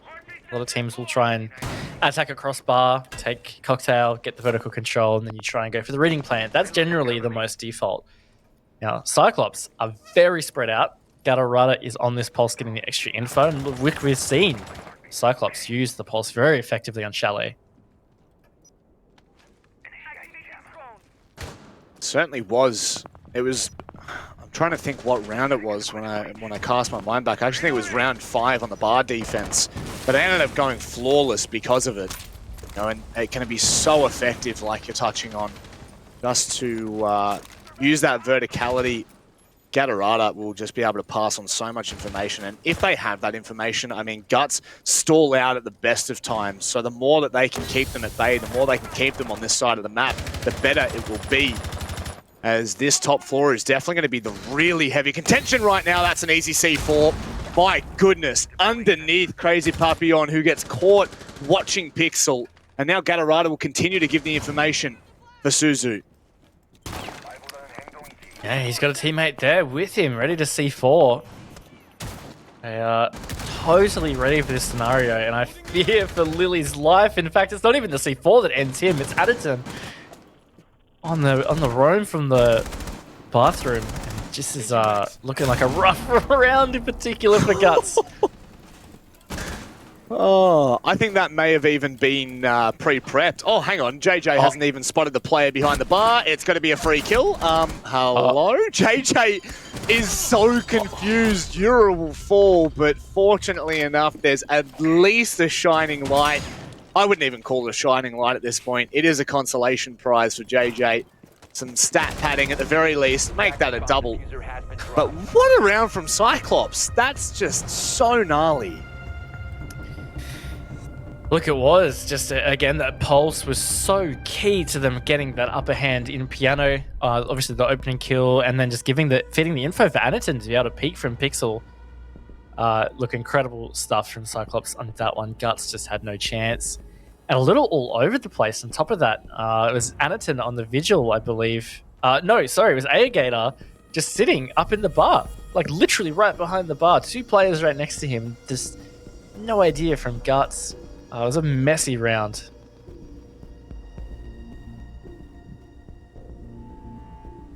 Certainly was.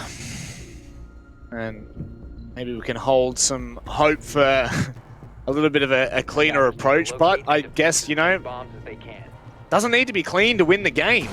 You just need to win the rounds, and whether it's done cleanly or not is just completely irrelevant to the fact that Cyclops once more are looking the better of the two. It's only been 3 rounds in. You can't really read into that too much.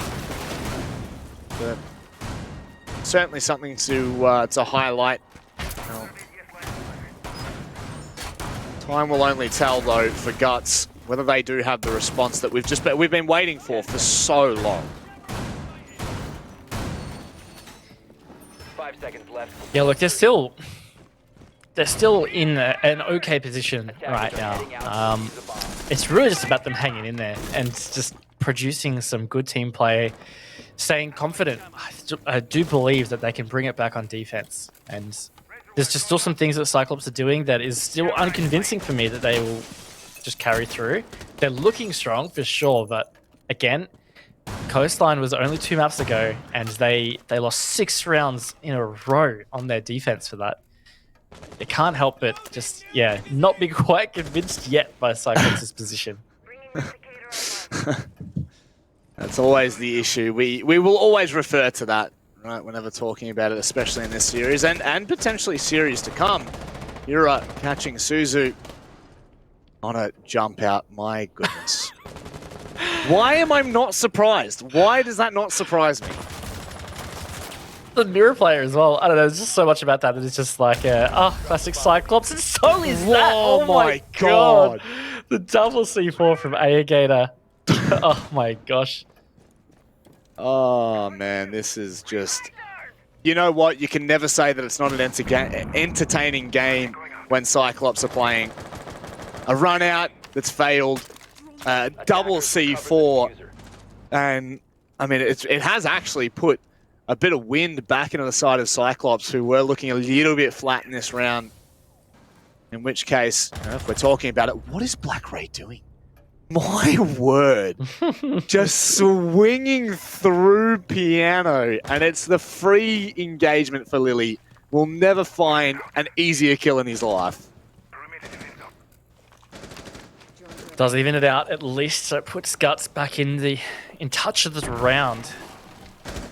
CYCLOPS is always giving Guts this inkling of a chance to be able to bring these rounds back. But less than a minute to go, you're up, pushing in through the cigar lounge. This is a lot better than the last time we saw them attack this site. You know, they've got some much deeper positioning right now, and it being a 3v3 with 40 seconds, this is certainly a winnable position for Guts. Winnable. Not a long shot either. Yura finding the quick kill. How good's that from Anaton, though? A sharp trade that is very much needed and thanked by the side of CYCLOPS. They know his position. Anaton needs to be cautious here. Lily will find the kill. And now Gatorada in a 1 versus 2 clutch. Spots Lily out. Could be the free kill. Knows exactly where the last player is. Just has to dance around the bar. The impact, because why not? 5 seconds left. Diffuser's not in hand. Lily, you are not going to be winning this one out. My goodness, it was still somewhat close, but Gatorada plays that phenomenally well. And Guts lose a great opportunity at keeping them at arm's reach. Yeah, fantastic clutch there from CYCLOPS, so to speak. Gatorada just playing very patiently. But that felt like it was probably a round that got away from Guts there. I really felt like they could have held on to that. It was a winnable position at 3v3. They did a great job to make it the 2v1. Just really not able to trade it out. CYCLOPS, props to them, honestly, to hold on to it. Yep. And definitely say thank you very much, Gatorada. Now, this is a Guts tactical timeout. In fact, this is eerily reminiscent of Chalet. Just to remind you, first round goes the way of CYCLOPS. Second round, Guts respond. Third and fourth round go the way of Guts. Go the way of CYCLOPS, and then Guts look for the tactical timeout. So this is literally verbatim right now what we saw from them on Chalet. Now, hopefully that storyline, that history will not repeat itself, because it just hasn't. I mean, it's nowhere near as unconvincing as Chalet, but there's still a lot of questions for the attack of Guts. And we said, Raven, really a 3-3 half would do them a world of good, but a 4-2 would be really hard to hold on to. Not out of the realm. They could still do that. They definitely could. And look, they feel more in touch on this map than they did on Chalet. I think that's the biggest difference, is it feels like Guts have really had some opportunities with Cafe, so far at least. And I would not put it past them still being able to bring this back. But again, CYCLOPS they're doing what's needed to stay in front, but they're remaining unconvincing in terms of closing it out. Now, you want to talk about history. Kitchen Cooking was the round that was won by Guts. It's their only round win on attack. They did a great job with it. So if they can replicate that, at least, yeah, this will be their second round for the half, and that wouldn't be so bad.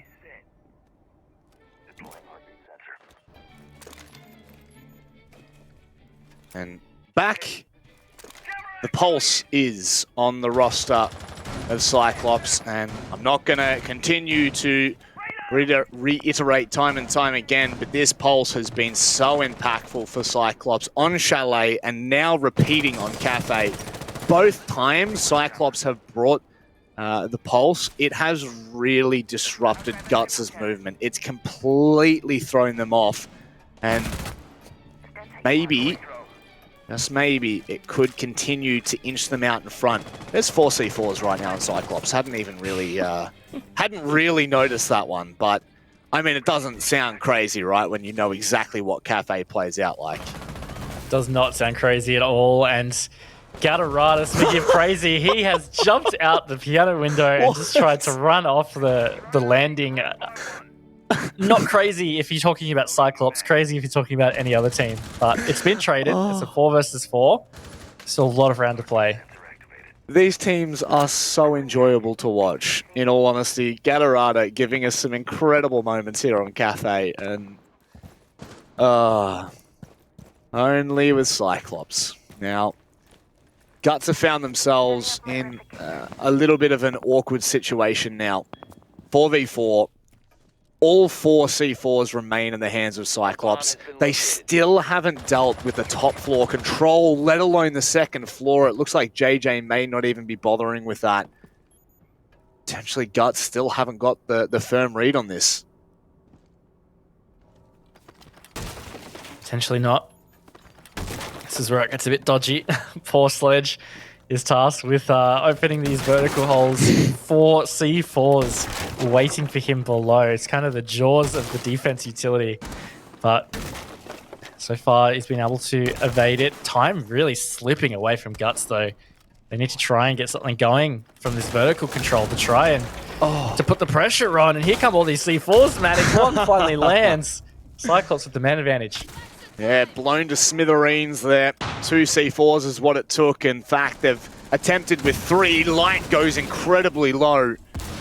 Guts, this does not look favorable whatsoever, but we've seen the fragging power of all 3 of these players on Guts. It is still a possibility. They've got to deal with the Banshee. They need to deal with these players. Gator just going to put them all in the crosshairs. See you later. It's Cyclops once more, steaming ahead in the first half. 4-1, and there's no signs of them slowing down. No, really good round in the end from Cyclops, adapting to how Guts did try to attack in round 2 and did win.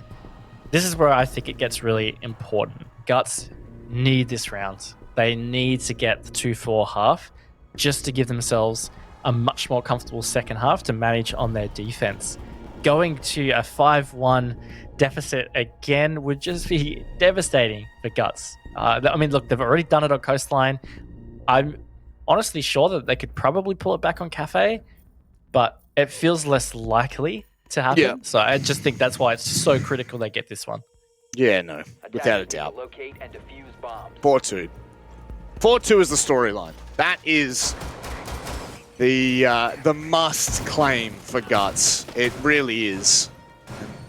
I mean, unless they really have something special on their defensive side of Cafe, which, yeah, it is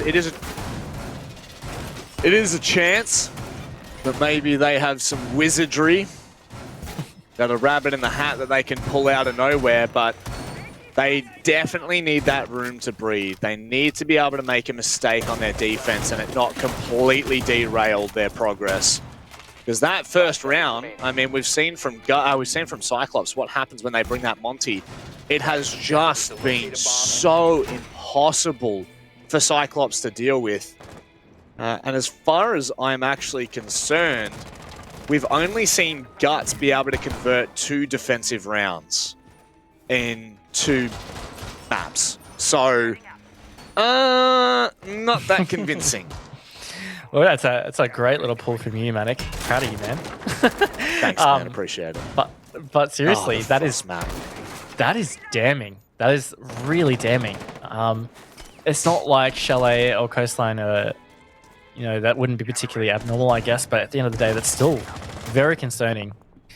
So, Guts, yeah, they just need to. I feel like they need to end the half with a bang, get some momentum, try and do better on defense. But Yura is about to come face to face. Again, though, this Pulse, want to call it out. They are just getting so much info, and it's been working out so well for CAG. Look at the time waste as well. I can't believe Gatorada's been able to get away there. It looked like Yura was in position. Well, eventually is, but it's Suzu on the receiving end. And wow, bang, Guts go, and it's actually Yura leading the charge. Gatorada, Anatan, Gator. They still have that top floor control. But with a minute 30 left for Guts to make their move, They just need to decide what their approach is going to be. And it still looks like they're stalling out on this top floor, trying to figure out whether it is that vertical control that they need for this reading site. That they do. Oh my lord, Gatorada, what are you doing?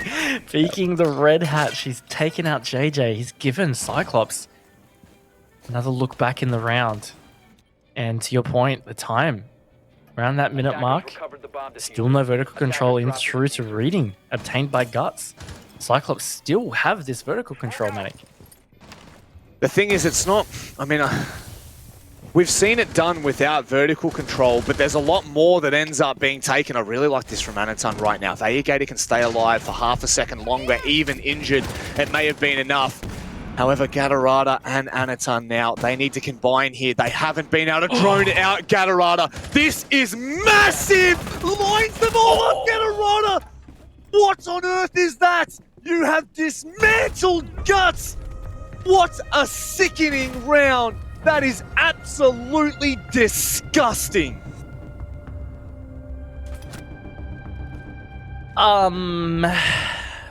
Wow, I am absolutely gobsmacked. Gatorada just... Oh, I'm lost for words. If that is just like he is just stamped on the grave of Guts. They were so close. That was their round. We talked about how they needed that. They needed some confidence, momentum going into half number 2. And that a 2-4 half, it wouldn't be that bad for Guts. That was the round. They had started strong. Euro was on a 3K, I believe. Gatorada, oh my lord, he's just single-handedly probably the best play we've seen for the playoffs. Oh my gosh, I can't get over that. Hands down, one of the nastiest plays we've ever seen. You know what? Liken it to what we saw from Cutie from OCN and then double the impressiveness of that. That is ridiculous. Not only does he find a 4-piece at the end of the round, it's an ace, and it's all one after another after another. I am absolutely gobsmacked. Wow. And I mean, like that's... Raven, I'm going to say it, that's the game done. That is the game done. I don't care how good your defense is, Guts. That right there will demoralize you so... yeah, demoralized. Done. I agree. Totally agree. I think the fact that Guts have already used their attack timeout, that was their last attack round for the half. We talked about the importance of it, just all of that stuff, and for it to happen to you like that, Gatorada did do him like that. He really did, and it's a tough one to overcome. On top of the fact that Cyclops back in this position, they're up 5-1 after the half break. They only need 2 rounds. But this time, instead of for just the map, it's also the series. Yeah. So serious pressure on Guts Gaming right now. You'd almost say serious pressure. I mean, you could say that, Matic, but I don't know whether it really should. You really shouldn't. That should be illegal. Should definitely be banned from being on microphone. But just now for Guts, it just comes down to what they have, what they can show, what they can prove. Anaton once again on the Monty that has just been oh so dangerous, oh so lethal. I just don't see a way that Guts are going to be able to deal with this effectively. That's an interesting one. I don't really see the piano wall left unreinforced very often. Yeah, me either. It's also allowed Anaton to be able to walk around pretty cleanly, but the counter here is there's a C4 below. Aegator seems aware. Not sure whether Crazy Papillon is particularly aware, though. This is going to be very deadly for him. That's big, because that C4 could have been the end to Anaton. Yeah. Critical from Aegator to get that one. And now Lily is the only C4 that remains, unless Light is pre-prepped, unless it's in a position where Anaton will walk into it. It just feels like, once again, they've taken so much control. Mind you, there are only 2 drones left, and I'm pretty sure that's 2 drones including the Twitch drones, the shock drones. So, you know, going in relatively without any information. But just look at this from Anaton. Look at how much damage this Monty can do to you in terms of space. Oh my god, Cyclops are suffocating Guts. And all that remains... What? Oh no. Lily, 1 versus 4. Has to try and find something. Has to reclaim some kind of pride here. Because Cyclops are just putting on a show, Raven. Look, that's a big round from Cyclops. They've stood up. They've secured themselves match point now, 6-1. And I think it's just evidence. Guts just looked maybe a little demoralized. We talked about it. Communication maybe a bit hectic. That's the only thing I can think of with that team kill. They were very spread out players. And there was no Cyclops player at all near JJ when he was TK'd by Lily. So it had to have either been miscommunication or just franticness. But at the end of the day, this is Cyclops absolutely storming towards a series win right now.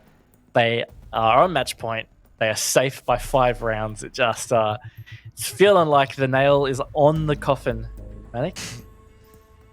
On the coffin, Raven, I'm just going to go ahead and say it's in the coffin. It's all but hammered in. We're just waiting for the final strike of Cyclops.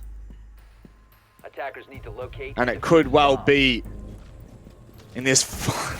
in round 8. I mean, could you imagine? We were really singing the praises of Guts on Coastline. And now, oh how they have fallen on Chalet and now on Cafe. It is just not the greatest finish to what has been overall, you know, an impressive fight from them. And a relatively clean start to their APAC North campaign. So, 5 seconds to insertion. It's not done yet. I mean, it's very close to being done, but it's not done yet. The fat lady is not singing. That's true. I mean, look, we felt like Coastline was done. I remember when that half switch happened. We felt like it was over. Oh. Gatorado just yeets to his death, trying to make something happen. Of course, Gatorado does something like that. He's just been such an enigma on this map, I tell you what. But Cyclops, you still, even with him sometimes having these early deaths, they've still been able to bring it back. I mean, why is that just a thing? Gatorada, Amaru, literally playing like the Amaru. Here we go, Guts. They are looking to come back in this one. Black Ray not going to expect Crazy Papillon already on tier 1 of White Stairs. And this is what we needed to see. Maybe Cyclops have played a little bit into it, but regardless, it may well give Guts the move. Oh my goodness, the ground to run. There we go, we got it out in the end. They may still have something in this game, but it just does not seem achievable. There is such a mountain to climb. I'll have you know that round was over in about 55 seconds. Pretty, yes, okay from Cyclops. But look, I think this is something that Cyclops need to be careful of. I don't think they don't need to win in style, man. Just close it out, because stuff like this has happened in the past. And on top of that, thinking about Coastline again, you know, maybe they got a little complacent going onto the second half there. It's not a time for complacency. Lock in the series and move forward. Well, that's the thing. It's, you know, it's not like, yes, they're up all these ridiculous amount of rounds. They have so much time to play with, but it really does come to the fact that, you know, we did see them fall to Kyra. Sorry, I'm choking there. It really does come down to the fact that we've already seen them drop to an underdog that they just shouldn't have. And here has been an excellent, I would say, underdog story. Now, that has actually come to an end. Seventh Heaven have dealt them their final blow. But regardless, there are a lot of questions that are surrounding Cyclops, so you really want to just squash them as early as possible here. And you know what, Europe? You may as well. you may as well try to do something. Oh wow. Man, Wow. if that was any other operator, he actually would have got that. But what was so risky about that from Euro is like, even when the window's not hit, 95% of the time, I'd say most players will pre-fire that. So he was really risking it. And I guess it is the time for Guts. You know, sometimes you got to pull out those high-risk plays. They got 4 rounds to make it up. Like, imagine if Anderton hadn't actually extended his shield. He might have fully domed. And oh my god, speaking of doming, Gator just got annihilated. Oh, why is that a thing? That is hilarious. I guess you don't really have a lot of soft-breaching potential on the side of Cyclops, so I guess Aya is almost needed in that scenario to open up the hatches. So that's a little wild, all things considered. And now, once more, Guts have the advantage. And look, yes, they're playing aggressive, but it is still giving them a look back into this game, which we just thought was done and dusted. Might have caster cursed it, honestly. I don't know. Don't. It just reminds me of Coastline. Like, it feels like this game should be over, but Cyclops just not finishing it yet. And Black Ray is not going to finish off Lily, and this is, again, it just feels like another round that's going to be potentially in favor of Guts. But Anaton, he's still up on the Montaigne, and we know what kind of impact that's had. Oh, okay, this is a little bit awkward. Oh my god. This is, okay, now I am actually starting to get a little bit worried. I know that sounds outrageous, but, you know, just things we don't really need to be seeing. As you said, this one should be in the books already, Raven. And now, Cyclops have given them an opportunity. Now, whether or not Guts are able to capitalize on that is another thing, but you would not want to see them continue this trend further into this lower bracket because, all right, let's just assume they manage to close this out, which they are going to, maybe. 7th Heaven, and then either Fnatic or Knights, you're not really going to be afforded that kind of luxury against Knights and Knights or Fnatic, and certainly 7th Heaven in their own rights will not allow you to do this. So just tidying things up for games to come is more so the issue that I have right now. Defenders, protect your bombs from being defused by attackers. Absolutely. It's so risky letting any team start to get some momentum or confidence back. I mean, I'm not saying Cyclops are letting them, but you just need to close this stuff out. If Guts really feel that momentum, we saw what happened on Coastline. They rode that momentum straight to a map win. Cyclops just didn't get around once Guts were really feeling it. And look, I think they should be concerned about that on Cafe as well. It really does lean defender side. We talked about the percentage stat earlier. If Guts start to string these defenses together, yeah, look, it starts to totally be in the realm of possibility that Guts can bring this back and win the map and the series. I love that Yura's gone for this again, and it is going to be... Oh, it may be Gatorada that walks into that line of sight. No, they're going to go a little bit more of a safer route, and to no avail, Yura will need to back away from this spawn peak, because as you said, it can get pre-fired, and still even now, it could well be pre-fired. Cyclops, though, they are kind of starting to bunch up in and around Bakery, so I dare say that they're going to use Anaton quite successfully here as the live droner for them. And no pressure at all from Guts on the defense here in Bakery. Cyclops is going to instantly take control of that as Black Ray has destroyed Yura on the rotate back down White. And again, look at the aggressive position. That's Black Ray coming all the way up from the bottom of White stairs in that first 30 seconds to hold that rotate. That's a good job. Cyclops taking this early lead in the round. Oh, they are dangerous. Was that Anaton? Is that a hip firing Anaton? Why? Why is that a thing? That is... Yeah, why not, Matic? Why not? I guess it's actually kind of hilarious, the fact that we're even seeing it attempted. And, I mean, right now, Cyclops has set themselves up so nicely. Black Ray's found himself the double opening kill of the round. and Guts are left scrambling. I just do not see this being achievable. Cyclops, they bounce back here, Raven, but they still need to tidy it up. I was like, round's not over. It's still over a minute to go, and we've seen some pretty strange things happen in this series. So let's not count it yet. But Anderson, he is going deep on this Monty to get this info. Galarada just denies JJ of any attempt. And this looks like it might be the series. It is on a flawless, in fact, Matic. Cyclops take the series and progress forward in the lower bracket of the APAC playoffs. They certainly do. It took them a couple rounds more than we would have liked, but they have certainly continued to run this gauntlet. And in saying so, you have to give credit to them. It did look kind of dire as we moved to Chalet, but boy, they were here to play. 2-7-3 victories back-to-back on Chalet, and now Cafe have secured their spot against 7th Heaven in the next rounds of the lower bracket.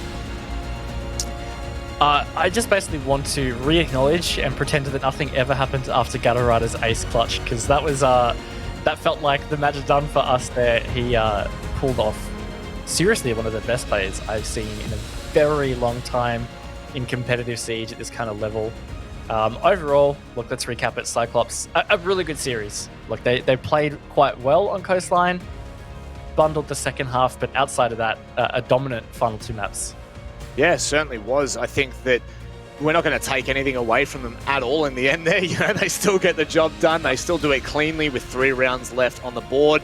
And it is one of those things. We look back now and we think, you know, what happened on map 1? What was it that was stalling them out so much? Because to be so dominant on Chalet and then to back it up on Cafe, there are just a few little interesting tweaks that I think they'll need to make, especially as they continue to run this gauntlet. But of course, ladies and gents, that is going to do us here on the Caster's Desk. We're going to give it back to Dev and the gents to break down what we've just seen in the first matchup of Playday 2.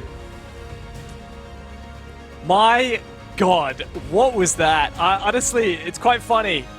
Yes, that is the end of the game. But honestly, I don't remember anything after round 6. We actually track, round by round notes, like what operators get picked, all that kind of stuff. It actually ends after that insane ace monstrosity from Galarada, because we were just so caught up in that we didn't even fill out the rest of the document. What on earth is that? I feel like that's a play that only comes up like once a year. Yeah, I guess. I mean, maybe even once every 2-3 years, Dev. It was a really big moment. I think you even said off air to us on the desk that was maybe the best play that you've ever seen. And as we all know, Mr. Hollywood, you've seen quite a few big plays over the years. Look, that play aside, really, really good effort from Cyclops, really solidifying through their defensive work, of course. And I think one thing to point out was, of course, coming into this match, defensive win rates on Cafe in both APAC South, APAC North, around that 64% mark. So they were able to get the work done where it was needed. We saw a little bit of a fight back from Guts, of course, when they did switch, but it was too little, too late. The damage had been done. Ultimately, big effort from Cyclops, because they've had to go the distance, guys. You know, they got pushed down early by Kira into the lower bracket. They won their first matchup. They've won this one. Now they go forward. I think they'll be playing 7th Heaven. They've got a really, really good opportunity to go all the way and get that 4th place.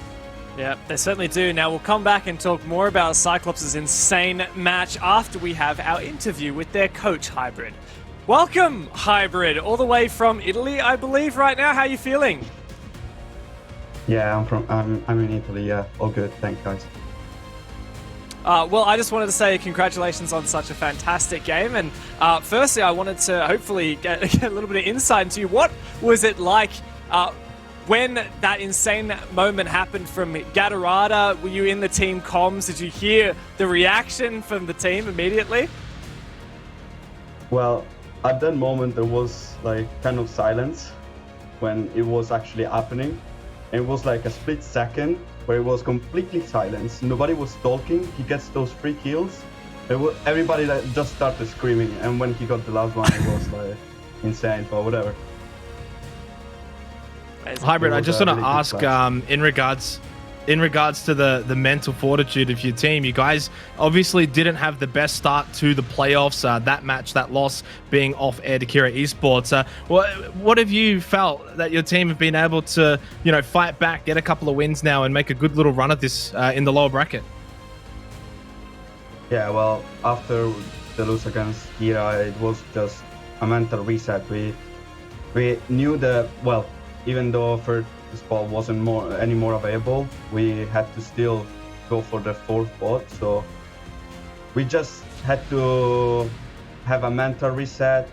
We were scared actually going against Chiefs, but our players are really strong when it comes to being calm, being collected. So yeah, we didn't want to lose against Kira, but it happened.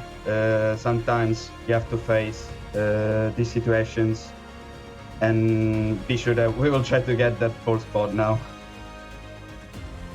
Yeah, of course, now you and the team have a little bit of a break before your next match against Seventh Heaven. How are you feeling heading into that match?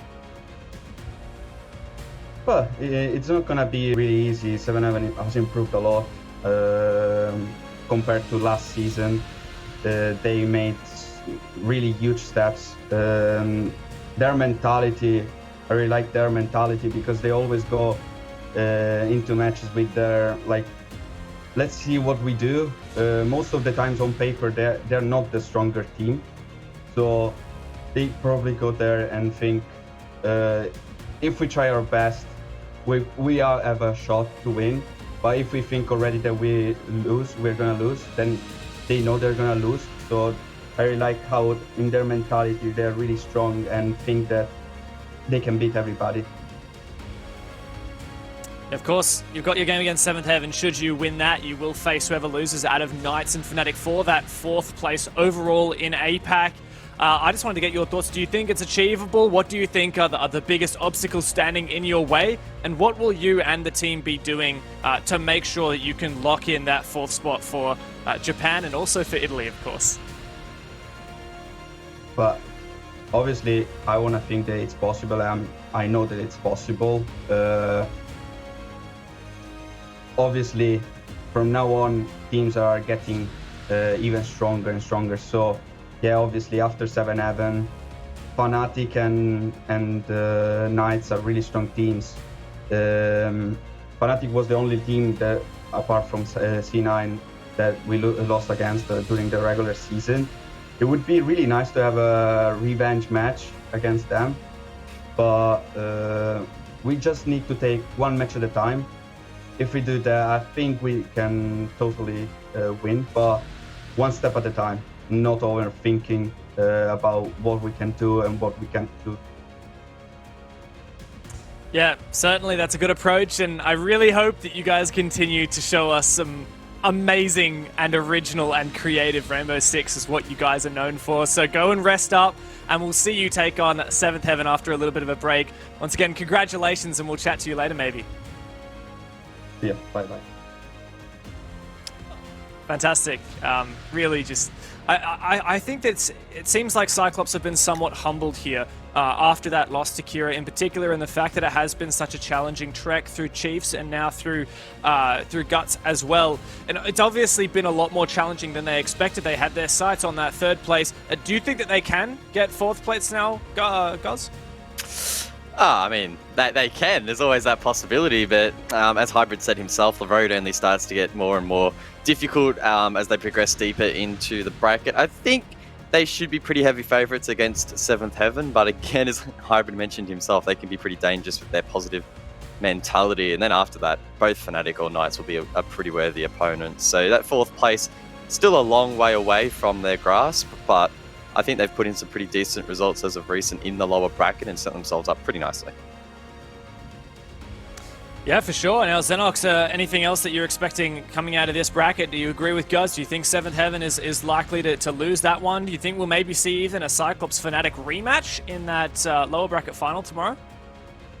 Yeah, look, I think we all very much like the story of Seventh Heaven and the season that they've had and the stage. It's been a fairy tale run, and everyone is, of course, in love with Edie from all of those interviews. One thing I do want to point out, though, 2 APAC North teams remain and 2 APAC South teams remain. So we haven't really gotten the question yet as to which region reigns supreme, and the next 2 matches may give us a bit more insight into that. But I am going to actually favor CYCLOPS, not just for this matchup, but for 4th place as well. I think that they will run the entire gauntlet. I think they'll beat 7th Heaven, and I think they'll beat the loser of Fnatic and Knight. So I'm very much on the CYCLOPS hype train right now, and it's just a matter of whether or not 7th Heaven can continue to surprise me, which I'd be more than open to.